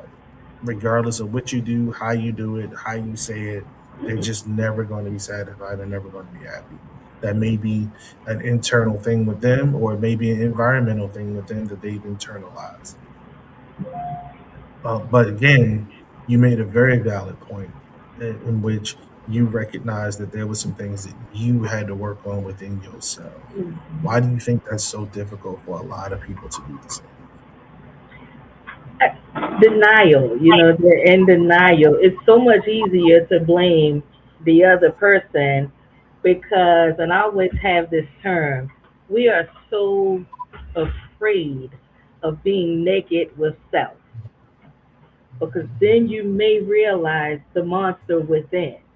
And not a lot of people are um, open enough to explore that.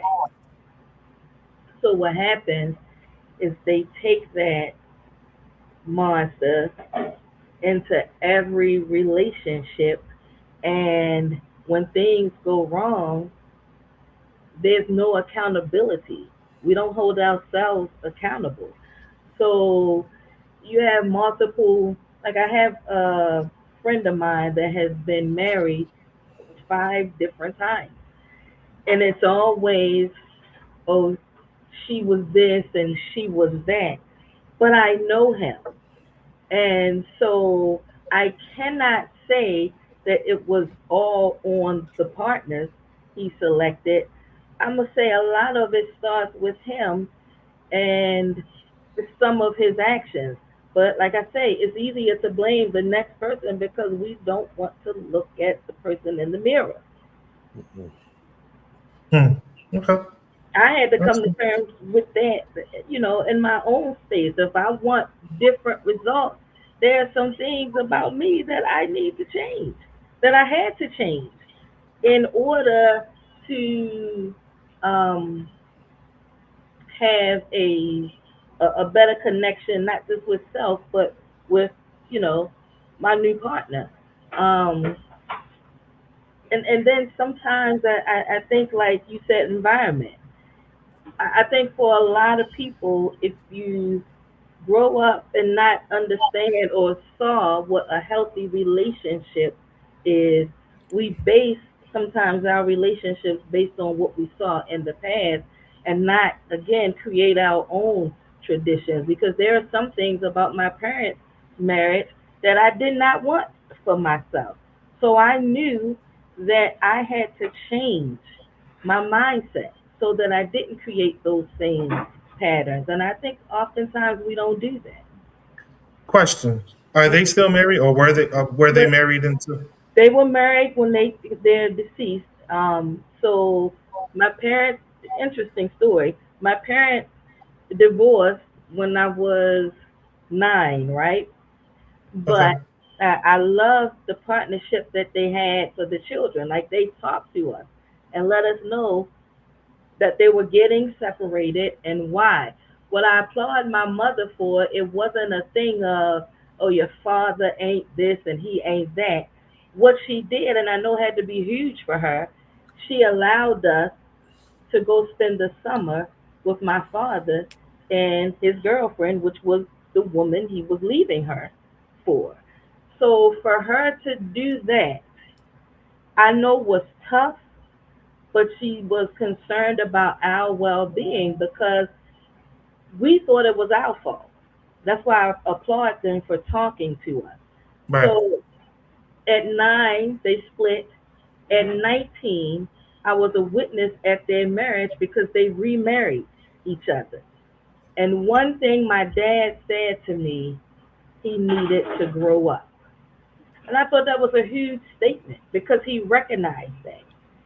That's why I go back to we still have to hold ourselves accountable for our actions and the demise of any relationship that we're in. Okay, so they remarried it when you were 19. Did they stay Hmm. married Yes, until? until the day they died. So, what part of their marriage did you not want? What I didn't want, my father was, I always, and my brothers always say, why do you say this? But my dad was a serial cheater, right? And then he was physically abusive. Okay, I got you. Yeah. Now, was your mama crazy? I mean, respectfully, was Well, your see, mama no, crazy? I get it. I think she just loved this man. So when they got married, I No, think no, no, he no, just, no. I'm talking about crazy as far as bringing pieces of him out that wouldn't have been out because she was I crazy. often wonder about that, right? But I think one thing my dad say, it was for the time that he grew up because his dad beat on his mom, and he said what Mm, he noticed, a lot of the friends he grew up with, this seemed to be the norm in their household. So I would say more learned behavior. I think in my mother's case, I'm not saying she was innocent, but I don't believe anybody deserves to be beat on. Hey, What I'm gonna can say I? about my mom is that she, how does she put this? She loved my father, but I don't know, maybe it was a bit of security, having that security, and she wanted to leave home. So I'm gonna say probably the first man that showed interest, you know, maybe she latched on to, not mm. really knowing him. Go ahead, Thomas. You were trying to say something. Well, one, I think that this is a great conversation on a Saturday morning, and I'm Hmm. hoping that we can extend it because too many times the great ones always are short, and the ones that kind of drag on too long are just too damn long. But with this situation here, I wanted to ask, as far as your observation of your parents when it came into your own relationship. Do you feel like, listening to your parents being as reflective, do you think that helped you be reflective in your relationship, that the one you got divorced from, as well as the one that you just entered into? Absolutely. And when going back to my statement earlier, like taking your childhood trauma into relationships, right? Mm-hmm. One thing going into my relationship with my husband was I had this mentality like, no, I'm not going to be anybody's victim. And so it made me kind of defensive about everything, you know. So you were crazy. Yeah, and I'm gonna be very honest about that. I, So you was ready to fight all the I time. Like, was hey, you ready ain't to gonna talk fight to like me. I wish he would. That was my mindset. And so it took years to work through that. It took me going to therapy at the same time because I I felt like I was being unfair to him. Like if his voice, if his tone was different, you know what I'm saying? It's kind of like, wait, I'm not taking this. So, and it took an older friend pointing this out. Plus, I had this thing, like I tried to I self sabotage, right? Mm. And but it took an older friend, an older male friend, to bring certain things to my attention, and because I trusted him, he he knew me, and he said, "Do you realize what you're doing?" And I really didn't because I was so in my stance about not being a victim that I didn't see that perhaps maybe I was victimizing. I had to really think about that. Now, I have a question because Hmm. you got that pizzazz about you. Your husband, older or younger, same age. 12 years older. Your current boo thing, younger, older, 4 years apart. which I'm way? 4 years older than him. Yeah, I figured you was trying to cougar. All right, that's what's up. He tried that nonsense about the cougar. I said, look here, dude. I am not 10 years older than you, okay? I had to check him on it. you out there prowling I like, was, yeah. oh my God. Okay, that's what's up. So I think what we come to a lot, Mhm. self sabotaging, the expectance of worse than what we actually have in front of us. To your Mhm. point, you're being defensive, and I don't even think that a number of women recognize that they're giving off that energy to men. I agree. The other side of it is, I don't know if enough women are actually meeting men versus males of a certain age, just Mhm. like men aren't meeting women, but females of a certain age. Mhm. Um,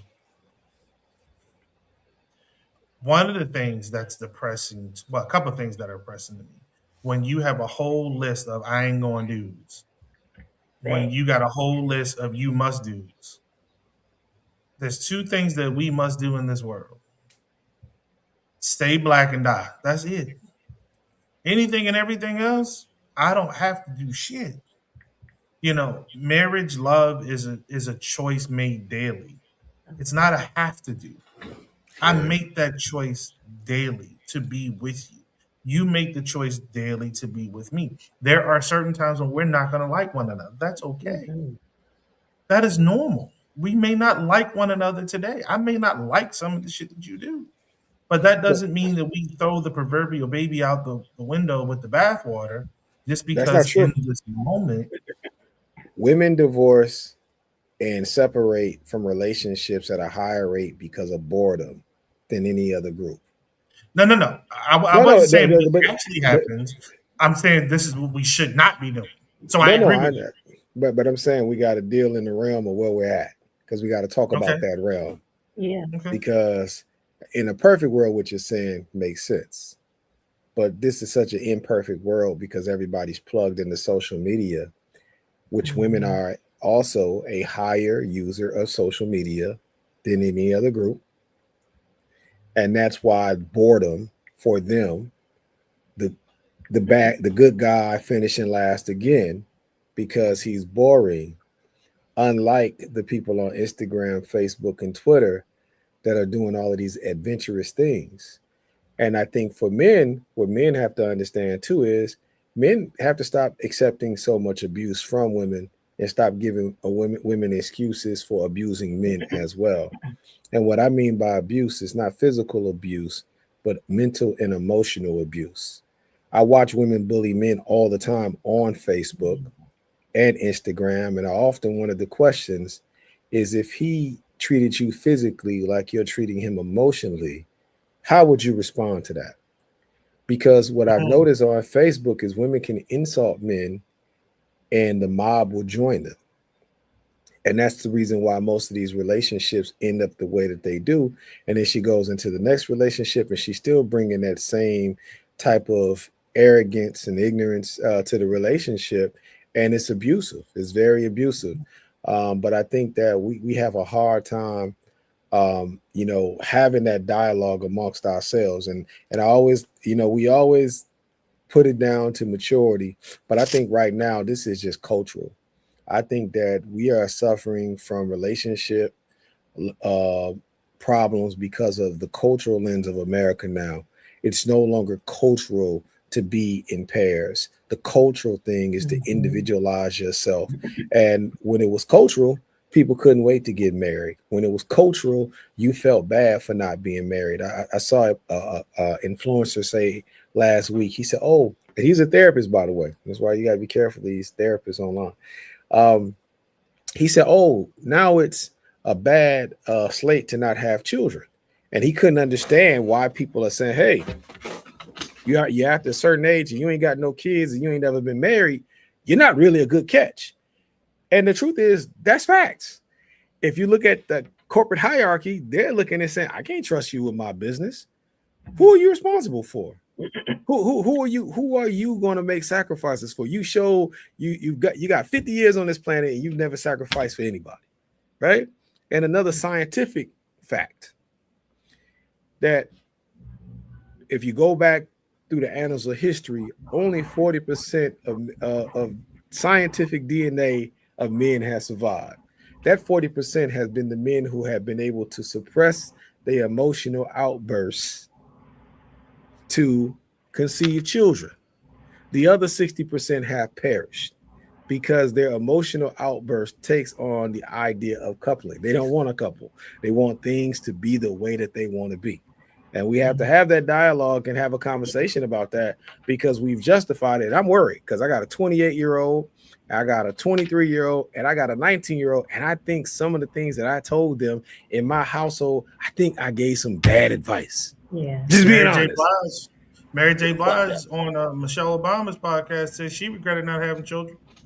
Hey, I think I gave some bad advice. I think I told my kids to wait too long, the focusing on not focusing on girls in high school, not focusing on boys, and then I'm looking at my 28-year-old and I'm like, man, when you get into a serious relationship, you got everything to lose now, and this ain't the time for you to be trying out on training wheels when you got more to lose, right? I agree with that. Just not gonna work. Especially, So especially in the Me Too dynamic, like that is not cool at all. You know, because you're right, you got everything to lose, and we are not set up with a comforting space or buffer zone for men with something nowadays. Not in America. Like I, I, you are so presumed guilty and so before Elise, innocent. and let me call Elise out. I'm gonna call Elise out. Elise, if you still I'm trying walking, to get on. at least you I should gave it actually a link. come I'm on. trying to get on. At least you should actually come. You should come in because Elise and I used to work together. No, it is no relationship training camp. That's true, but me and Elise used to work together. Man, I'm gonna say this, Elise. I'm gonna share. I was trying to talk Elise to marrying this NFL player. I was trying my damnedest. The man was a good, hard Christian. He was telling his sister he didn't want to do anything. He just wanted to marry her and her children. And to me, as a man, I'm like, yo, you find a woman, because as a man, we play the odds. Listen, you find a woman, let's say you find Kelly Rowland, not Beyonce. You find Kelly Rowland. And Kelly Rowland is saying, man, you got kids, not a big deal. I just want to be with you, baby. And we can do blah, blah, blah, blah, blah.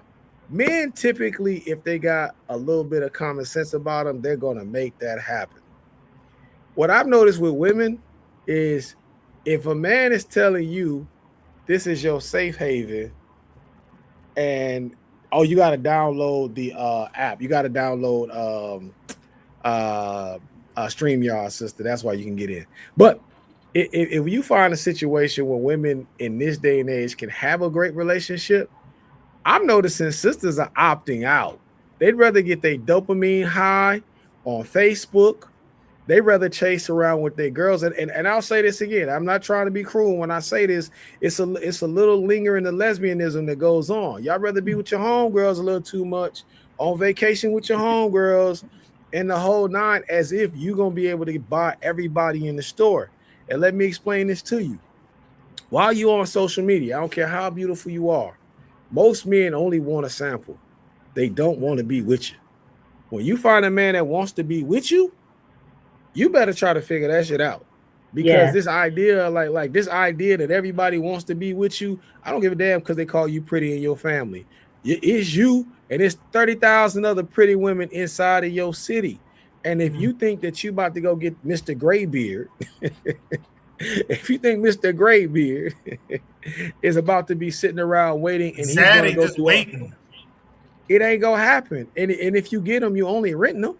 And so I just say we gotta like really, we really got we really gotta have this conversation in our community because I feel Yeah. like in this era of white supremacy, coupling would help us so much more. We would Absolutely. have because the data also says while sisters are the ones that's quick to leave because of boredom. Now think about what we're talking about boredom. The only people that yell about their bored most of the time are kids. I'm just being honest. Just being honest. So that's letting you know it's a retardation of the emotional growth of women. And then the other aspect of it is romance. Well, you know what's the most romantic thing is paying bills together. Say that and, shit again. and That's so love like a motherfucker. so I'm just trying to figure out this aspect of who's really like teaching us as a collective. And I'll go back to Jet Magazine and Essence Magazine again when they were 100% black owned. These were the constant discussions and dialogues in the magazines, along with the examples of coupling. We don't have that now. So Rodney, take yourself off mute, Rodney. Rodney was saying that we should prepare our children for marriage. Rodney, I don't disagree with none of that. I don't know how connected you are with today's children, though.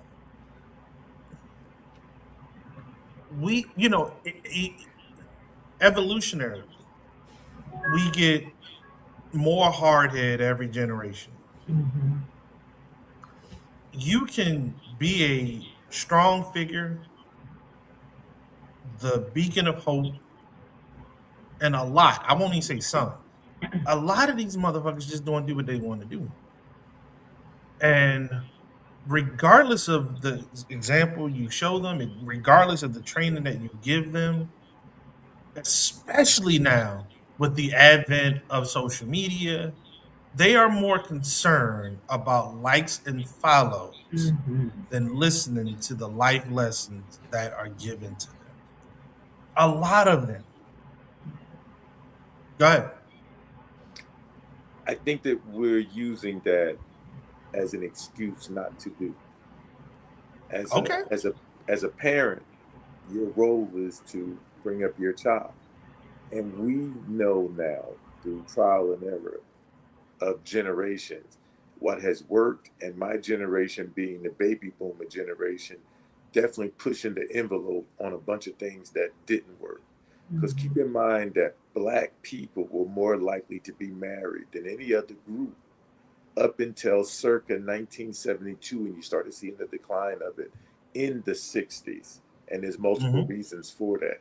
So you take a group of people, so this thing of black people being black men and black women sort of going opposite ways, this is a relatively new thing in the course of our history in this country.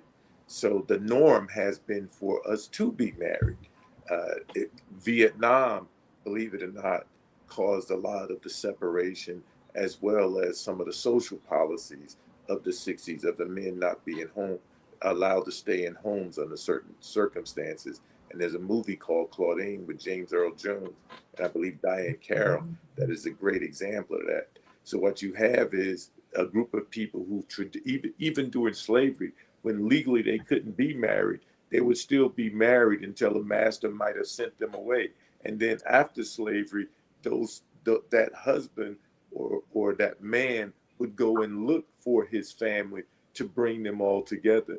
So the narrative that black men don't want to be married, can't be married, and don't want to be married, recent phenomenon, Mm-hmm. recent, not our history. And if we want our children to be a thing, we have to teach them that thing. We have to show them that thing as best as we can. Even a single mom can show her child what is proper, just like they can show what's improper, because we learn from both. So when we say because of this, that, and the other, they cannot do this and that, then why don't we just give up being parents? It's our But job to but do, I it's our job to show, it's our job to tell. So we need to get to the business of showing, telling, and doing, and making less excuses. but I'm gonna push back on you on that. And I'm gonna say it again because this comes into this accountability thing that we do to each other all the time. The parents ain't failing. This is a societal thing, the societal norms, and people spend more time with their peers than they do their parents. And your parents could have been married, and your grandparents could have been married, and you may have even been married at one point. We're talking to a sister who said she was married, she got a divorce, and now she's happily in another relationship. We're saying that folks ain't even going to the second phase of it. It's typically they're done, they're totally done. And I'm not going to put this on the youth because I'm talking to my peers. I'm not even talking to young people because it's our peers that's really the problem. It's our peers that are online putting the verbiage out there. It's our peers that are running the nonprofits that are putting this bullshit out into the ethos. It's our peers. And we got to be honest with this because this shit started back in the 60s and 70s. This didn't just pop in 2020 or 2015. And so I think the parents have done a great job. Most of us got here from two-parent households. Just think that we live in a weird ass society where people are now saying I can have a child without a significant other because I can have artificial insemination. I can have a child with this queer couple, and now we're showing folks that you don't have to couple up with the opposite sex to have kids now. And then we're going to say, oh, the advancements of science. I can hear people who can justify two white queer folks having a black child, but they can't even understand polygamy and polyandry, and they feel like they think that's a sin. Like I'm listening to everything that comes into coupling in a heterosexual normative way, and I'm watching society say, "Oh, there's something wrong with that. You lose if you do this." And what I'm saying is, even if the parents are doing it, we also need the neighbors to do it, and we need the people in the neighborhoods to just do it in general. And even if you don't got no kids, couple up. Like I just to me, when you hear our mental health issues of anxiety and depression and these things in sisters, and then you say, well, damn, you're going through the gauntlet. Maybe it's because I mean, I hate to say it, it may be too many penises that you're going through that might be causing your mental break. Just being real. All those different soul ties that you're having when you could just be picking to work it out with this man. And we're not saying this. And when we pick on the men, see, the thing is, we're not talking about the people that's quitting. We're talking about the guys and saying they're not trying hard enough. Maybe they are, like your son, 36. You said he'd been wanting to be married since he was 25. It doesn't sound like a young man that's not trying, but it sounds like he can't find no dancing partners because we've allowed the dancing partners to say, oh, it's okay to quit. Well, we need to be saying, no, baby girl, get your ass in there and get married. This is what we need. But that goes to his point of preparing our children for marriage, right? So I get what you're saying wholeheartedly. Again, Precise said it. He says, Lee, every generation gets worse. I was listening to Snoop's first album when I was 16, and that's when I realized it was over for my grandkids' generation. You know, Wow. the, the constant attack, the constant desire. Oh man, if you heard Snoop's first album, Rodney, you would understand the constant attack, the constant bait and switch about be American, be more American, accept this. Man, I'm not saying it's not possible because I've seen plenty of people do it. Mhm. But there's no but. I'm not saying it's not possible because I've seen Mhm. plenty of people do it. However, it is even more challenging by the day to convince these children of the way. And the way is, like you said, you get to a certain age, you look to get married early so Mhm. that you can define your family structure.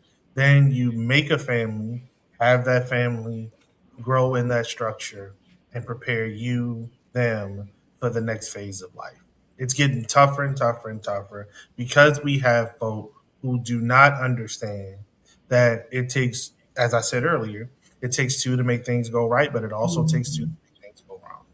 They don't understand, they don't trust, as we said in the private chat, and we'll bring it public, in the other person on the other side of the equation.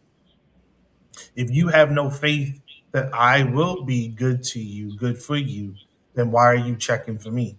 If I have no faith that you will be good for me and not a constant headache, what makes me check for you? Now, there's usually a difference there. I'm usually motivated by a very southern regional part. So I'm going to be checking for you. But that does not mean that you're going to be checking for me with the same vigor, Jesus. fever, nor vigor. Um, and Rodney, you said it yourself on the show before. Porn is a portal into what we're going to look like. We'll look at porn now. In porn now, not that I've done any research lately. What time is it? Well, Yeah, it Are ain't you been lately. sure? I It ain't been lately. That's why I had to check the time. You know what I'm saying? It's been about 2 hours. But anyhow, there are more toys being used. There are Mhm. more same-sex $2 billion relationships. growth industry. There you go. Yeah. But I'm gonna tell you something else that's budding a whole lot now too. No pun intended. Polygamy. Polygamy is becoming more and more and more of the norm. So I've heard in porn. So we will see. That may be the very next thing uh, in 5, 10, 15 years. We see an explosion of multi wife, single husband type family structures. So Lee, let me tie this in a little bit because polygamy in porn is not new. So because you made it seem like it was something new. No, Porn porn has led into that in three ways. Three, I'm no talking pun intended. three, yes. No pun intended. Pun intended. So this is not new to porn. Society is starting to move more towards what porn has already presented to them. And when Okay, you when you actually truly study porn academically, you okay. Mhm. find that porn So I need to point put the more hours direction. into it. Is that what you're saying? I'm sorry. Well, I mean, depending on what your purpose is, but you'll find that Academic porn purposes. is the Totally. precursor to where society is going. So I can look at the history of porn, and Yeah. then if you compare society, how society has followed, society always follows the direction of porn in the modern era. And so when you see polygamy actively engage in name, it's not because it's starting now. It's because it had already started and it's codified now. Society will follow suit because society always follows porn.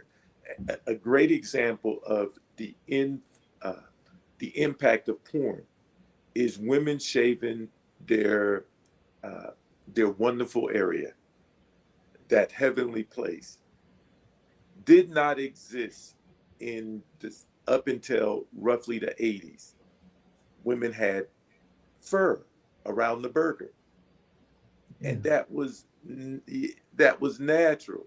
It, porn, and you look at porn, and you women had fur, but for better visuals of what was happening, they shaved the women so you could see the action.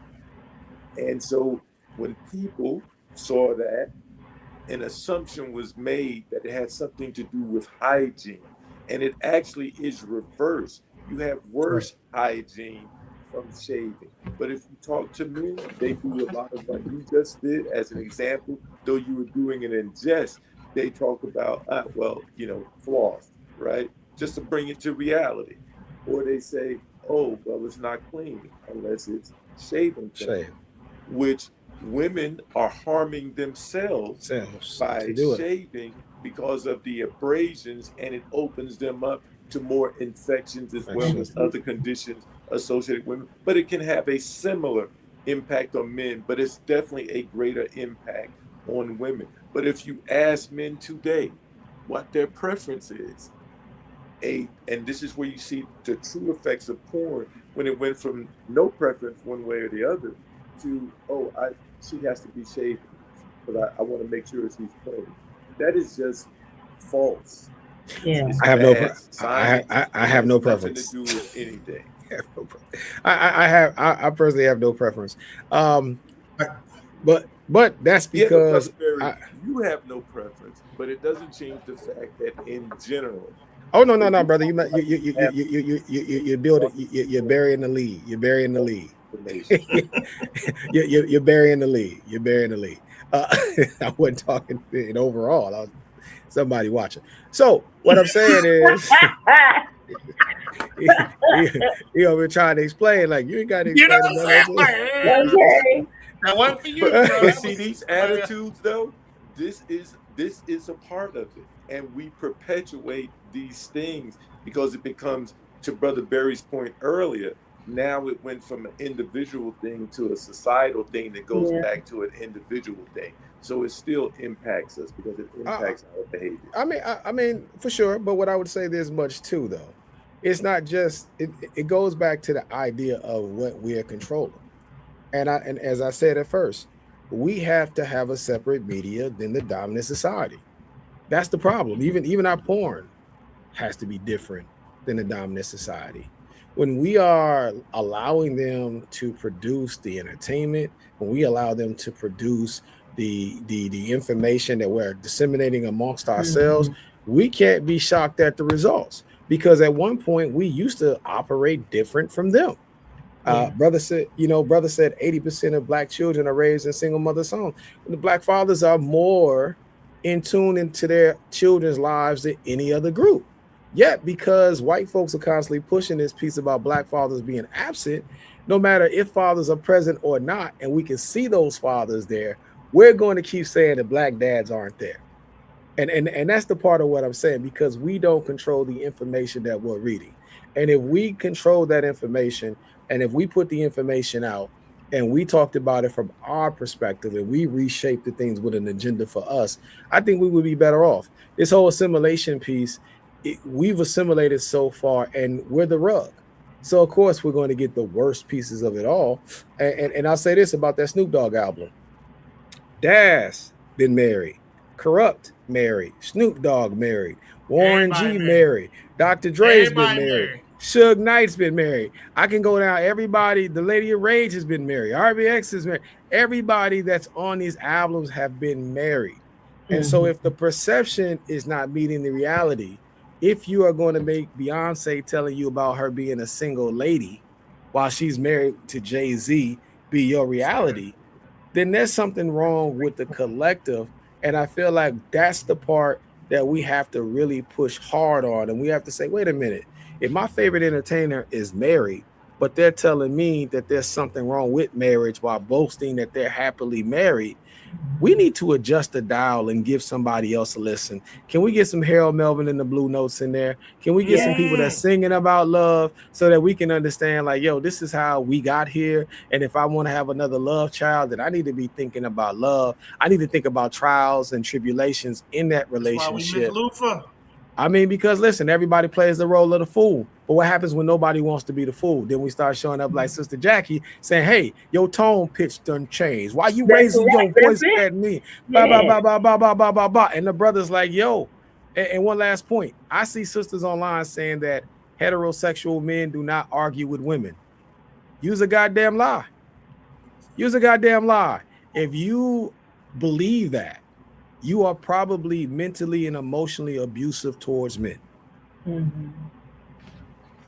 So I want to go back to this 80% of men. Somebody wrote in the comment, the numbers are the numbers. And yes, it is true that black men spend more time with their children than other groups, whether married or not. But there is still an impact on the child when the man, the husband, is not there with the child. And so all too often we fall our fallback is, well, yeah, but black men still spend more time with the child. Yeah, okay, great.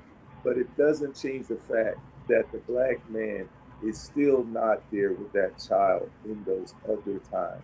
So just because they spend more time with them than other people, there is still an impact with them not being in the house. There's an impact of the child not seeing the interaction of the man and woman together to set that standard of how a child should conduct themselves. And this is how the male child should conduct themselves in a relationship, as well as how the female should conduct themselves in a relationship, what they should accept, what they should not accept. So that man being in the home, physically in the home, not visiting the home, plays a role in the child's development and their outlook on relationships as well as gender norms and behaviors. Yeah, but that 80% single, that's just marital status. Does not mean the dad is not in the home. And we always go off marital status versus a father being present. And that's where, if we're going to like quote the statistics and data, let's really quote it. Because what we do is we'll say money is the root of all evil, not the love of money. Just forget that first part. And then we say that these brothers are not present. And I'll say this much: if fathers are still not present in the home at that clip, but they still are having a higher impact on how they're dealing with their children compared to the white men who are in the home, compared to the Latino men that are in the home, and the Asian men that are in the home, then that black father is an awesome motherfucker, and we need to give him more credit than what we do. Give the black man credit, but let's also be real about this. It doesn't change the fact 80% of most molestations of children happen by the non-biological parent. These things have implications on relationships, on home lives, and yes, on society. And let's keep in mind that society is made up of individuals. And so we talk about the village, but if the hut is not right, the village is not going to be right. They play into each other. Yes, there are there is data that says men out of the home. Yes, there is data that says though they're out of the home, they're not married, but they still may be there. But there is still data that says they are not in the home and not being in the home. And yes, there can be stepfathers that are good fathers, but there's also a bunch of stepfathers who Right. contribute But to when a you lot but when you of make the statements like that though, violent things that happen to our but children. So I'm not discounting what you're saying, but what I am saying is that it does not change the fact that the no. statistics, the reality of men not physically being in the home and not actually being physically permanently coupled up to that spouse or to that boo thing or whatever All right. title we give it. So so It Lee, is a data point I that is want to say this. important, and I we want to say shouldn't this. keep making excuses I'm for wait, hold on, behavior that wait, is hold not on. beneficial to the Okay. Oh, child, okay. not So just let's the husband, so wife, the brother let's Barry. really I gave you plenty of time to make your points, and you countered mine. you Now hey, I'm giving you the counter to the counter. and I'm But gonna give you a go counter ahead. to your counter. I'm gonna give you a counter to your counter, and you didn't give me nothing. I assumed it. You So didn't give me. are we I told taking stuff here? Are we taking stuff here? because This should be a reasonable. This I should didn't be a say you gave me. reasonable I didn't say conversation. it is a reasonable conversation, brother. But I didn't say I gave you anything because you can't give me because we're having a conversation. Words do matter. But what I want to say is, if we're talking about the issue is not necessarily the black father, because if you look at divorce rates amongst even same-sex groups, it's the women that are divorcing at a higher rate amongst lesbians than even same-sex amongst men. So this is not a thing about what men are doing, because in these particular relationships, women are the ones filing for divorce at a higher rate. So you're putting the responsibility on a person that's not necessarily responsible for the separation. And it's not about behavior. We're talking about governmental, societal things that are influencing why people are doing what they do. If you said that the societal programs such as welfare, Section 8, and those things were not going to be given to people unless they were married, more people would stay married.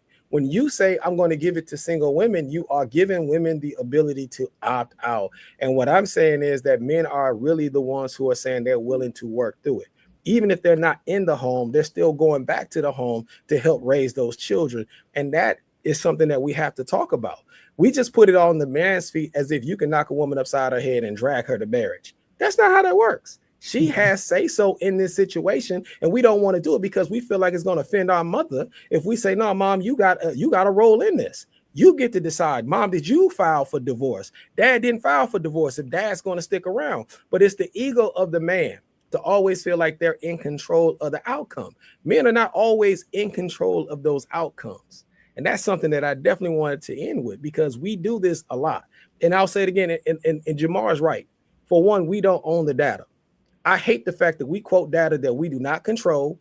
We don't know nothing about the studies. We have no power in the studies, but we rely on them just like we rely on the King James Bible. Now, to Rodney's point, and I understand both your perspectives. Mm-hmm. This is what I tried to get through a little bit earlier when I said, every generation is more hard headed than the one preceding it. And to your point, Thomas, you can't make a woman marry you that doesn't want to marry you. You can't make a man marry you that doesn't want to marry you as a woman. If you don't see the value in that other person, then that's the problem. Now, pouring into our children the necessity or the foundational piece of the desire of marriage is very important, absolutely. But they still have to make that choice. And unfortunately, socially now, they are turned away consistently from making that choice. So it's not impossible by no stretch of the imagination, but I think it is more difficult to get folks to that altar than it has been in the past. Again, see a lot of young folks getting married. I'm encouraged by that. I even see some older folks getting married.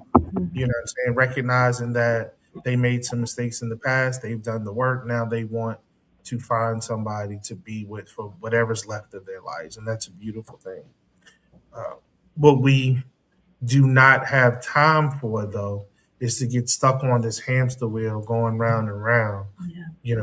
The importance of family will never be discarded by me. The importance of building a solid foundation to leave a legacy for is extremely important to me.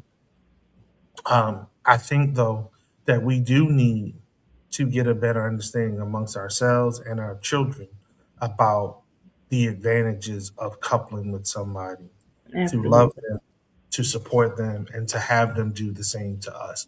Thomas, to your point, you think you may have given some bad lessons. My lessons to my kids were, yo, look, man, 28, 32. That's when you want to have your children at the latest. You don't want to be much older than 32 because you don't have the energy to run behind these little bastards when you're For sure.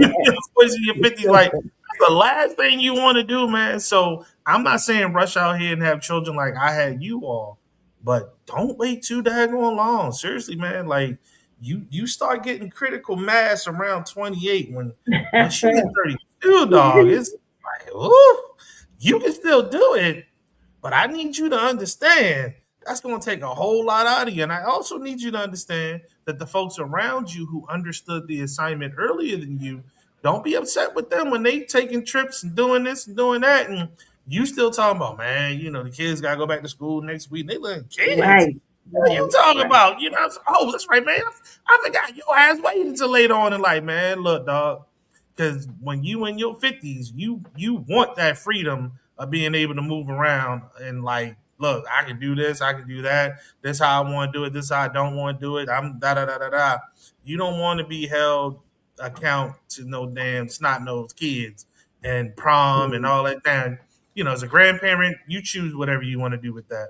For sure. For But sure. as a parent, direct parent, Nah, dog. I'm good. I'm telling you, like meeting a meeting a young lady now in her 50s and she's saying she got a freaking preteen or a teen. It's like, oh shit, I'm going to Africa next week. Like, how you gonna do that? You know what I'm saying? Like, and I'm coming back and I'm going to Ecuador. Like, and I'm not talking about doing no damn summer break. I'm going whenever I choose to. Mhm. How that's gonna work? Now, if you cool with it, then I'm cool with it. But what I don't need is for you to be throwing shit in my face. But you always gone. You always. I made different choices, babe. Yeah, I made different absolutely. choices. So at this stage in life, I can literally do whatever the hell I wants to do. You know what I mean? You made it. I'm not mad at you about your choice. I accepted you and your choice fully when I decided to be with you. Mhm. Yeah. Don't be mad at me. You know what I'm saying? Because I'm still going. That pussy may be the bomb. That had me great. We can get along great. I still need to take this trip. You know, Right. I still need a That's a mental great break point. for That's a me. great point. Right, I need a mental break for Yeah. me so I Uh-huh. can be of service to you, the children, and our community. And I need that. You know Yeah. I need that. I do it every year the same time. Why are you mad? You know what I'm saying? Well, I can't take 2 weeks because what we gonna do with the kid? That, that ain't Yeah. my problem. You know, that was Right. that's a choice that you made. Right. Now, when we before we got together and said all these I do's and I love you, we had this whole damn discussion. Mhm. Now, why in year 3, year 5, it done switched up on me? You done changed it all up. You coming at a brother like I got 3 heads. Like, did we not have this conversation? Yeah. You know that Did you they not thought agree? she Did you thought she not could tell change me, her. hey, I understand, that our lives are different. I can deal with that. You know what I'm saying? Okay, cool. And I'm not cutting my shit down to a week because your ass can't go. How is that right to me? How is that Mhm. fair to me? Because women love to throw that fair word. Right? It's not fair. Well, how is That's that fair not to me? fair. Yes. Yeah, how is that fair So to Jackie, me? Yeah. so Jackie, let me ask you this as a woman, because Mhm. how do you approach that conversation with your kids? Because I'm over here, I'm like, damn man, they listen too damn well. I should have said, okay, you could have a boyfriend or girlfriend at 16 or some shit. I kind of did a little too well of a job. So, okay, I'm 60. I love Okay. saying that because it's a big deal. So at Right. 60, I have a 17-year-old granddaughter. So Hmm. we talk about relationships often. But my son is 38. And I Okay. can remember having, I always said I grew up in a household to where a lot of things you couldn't talk about. So when I had my own child, and I only have one, two bonus children, but I wanted to have open dialogue. I didn't want him going outside and learning all of the wrong stuff. Right. Mm. So we could talk about anything, no matter how uncomfortable it was. And going to comfortability, I gotta share this story. I always talk about this in my comedy. When my son was 15, I think he got his first piece, right? Okay. I don't know why y'all attitudes change, right? I remember telling him to do something, and he had a little bass in his voice. Oh And I yeah. wanted to know who the hell is he talking to? So I asked him, did you get some? Because I think you kind of got me messed up with the way you responded. And he said, Ma, why would you ask me? Long story short, he did get his first piece. So I wanted to talk about it because that wasn't my son. He don't respond to me like that. So we talked about it, and he said, I, you know, it was different. Mine said yes because it was your first piece. You didn't you watched. I knew he was watching my dirty tapes. But Uh-oh. now you Yep. actually had a chance to My dirty tape. experience. Tapes. So, so A yeah, I cool took way of away saying the tape, porn. Right, A cool way of saying Yeah, I'm cool. trying, yeah. So, but in talking to him about it, and I was glad that I had the relationship with him that he could be open about it. But guys, I got a funny one for you. Why he told me he lasted 7 hours? 7 hours at 15, right? So then I started thinking about it, and I looked at because I was married then. I looked at my husband like, you might owe me 6 hours and 50 minutes. You know what I'm saying? wow, So then I that's got to dirty. talking to my son about it, and he was telling me not all the details, but basically he was massaging her and stuff like that because I taught him how to do those things. And I said, oh, okay, so y'all were more intimately Right, connected. But I say that to say, if we're talking about relationships and influences on these kids, it still has to be some kind of community, right? It has to be the village.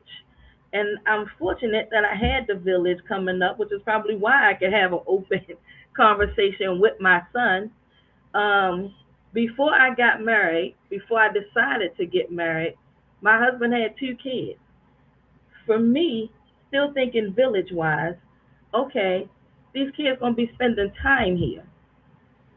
I need to have a sit down. Matter of fact, let's get your children's mother and my son's father to the table because I need to make sure we're all on the same page. Same Because these right. page. kids are not coming here and then Come on. going back home and saying, Miss Come on. Jackie did this. Come And on. in my house, my son gets spanked. So if they step out of line, they getting their asses spanked. So I need to make sure that everybody's on the same page or I Yes. cannot move forward in this relationship. I got So you. Mm. we all Look, came together. We agreed that if there was a problem, the adults would talk about it. You know what I'm saying? I feel like that's almost non existent in today's world. So I gotta go back to the village because it's what I saw coming up. So we have to take responsibility for that continued village support. Gotcha. Now we got to wrap because we've been going long, long, long, long. Okay. So that is a great place to wrap at. Um, Last couple of words for me. Uh, Gary, Indiana, certain parts have been without power since August the 11th. They're not expected to get power until Mm, Tuesday, Thursday of this week coming. Hopefully, those folks will get power soon. Roughly 63,500 residents are people, I should say. No, residents is residents, so customers are without power in Gary, Indiana. Gary, Indiana, if you don't know, is an extremely black city. Um, and it was hit by a storm. Some bad weather came through there. What's allegedly happening is a lot of debris, a lot of down power lines that's causing this. Now, the questions I have is what about the infrastructure? How much money has been spent on the infrastructure right. in the city over the years to prepare for something like this? I'm curious to know and follow this story as it continues to develop to see if that was a bigger contributor to this going on. Jackie, thank you for your time. At least sorry for not being able to get you on, sis. Wanted to really get you on. Uh, Rashi, Rodney, Thomas, thank you all. You all, as always, came through like we do. Thank you, Sarah, for joining us as well. Thank you for that on the ground insight as what's going on in Vegas. Family, if no one's told you they love you, we do, and ain't a damn thing you can do about it. Until next week, actually, I'll be in Ghana next Saturday, so it's going to be even most yeah, it's going to be even more special. All That's right, awesome. now, peace. Happy Saturday, y'all. Have a good day. All right, take care. All right.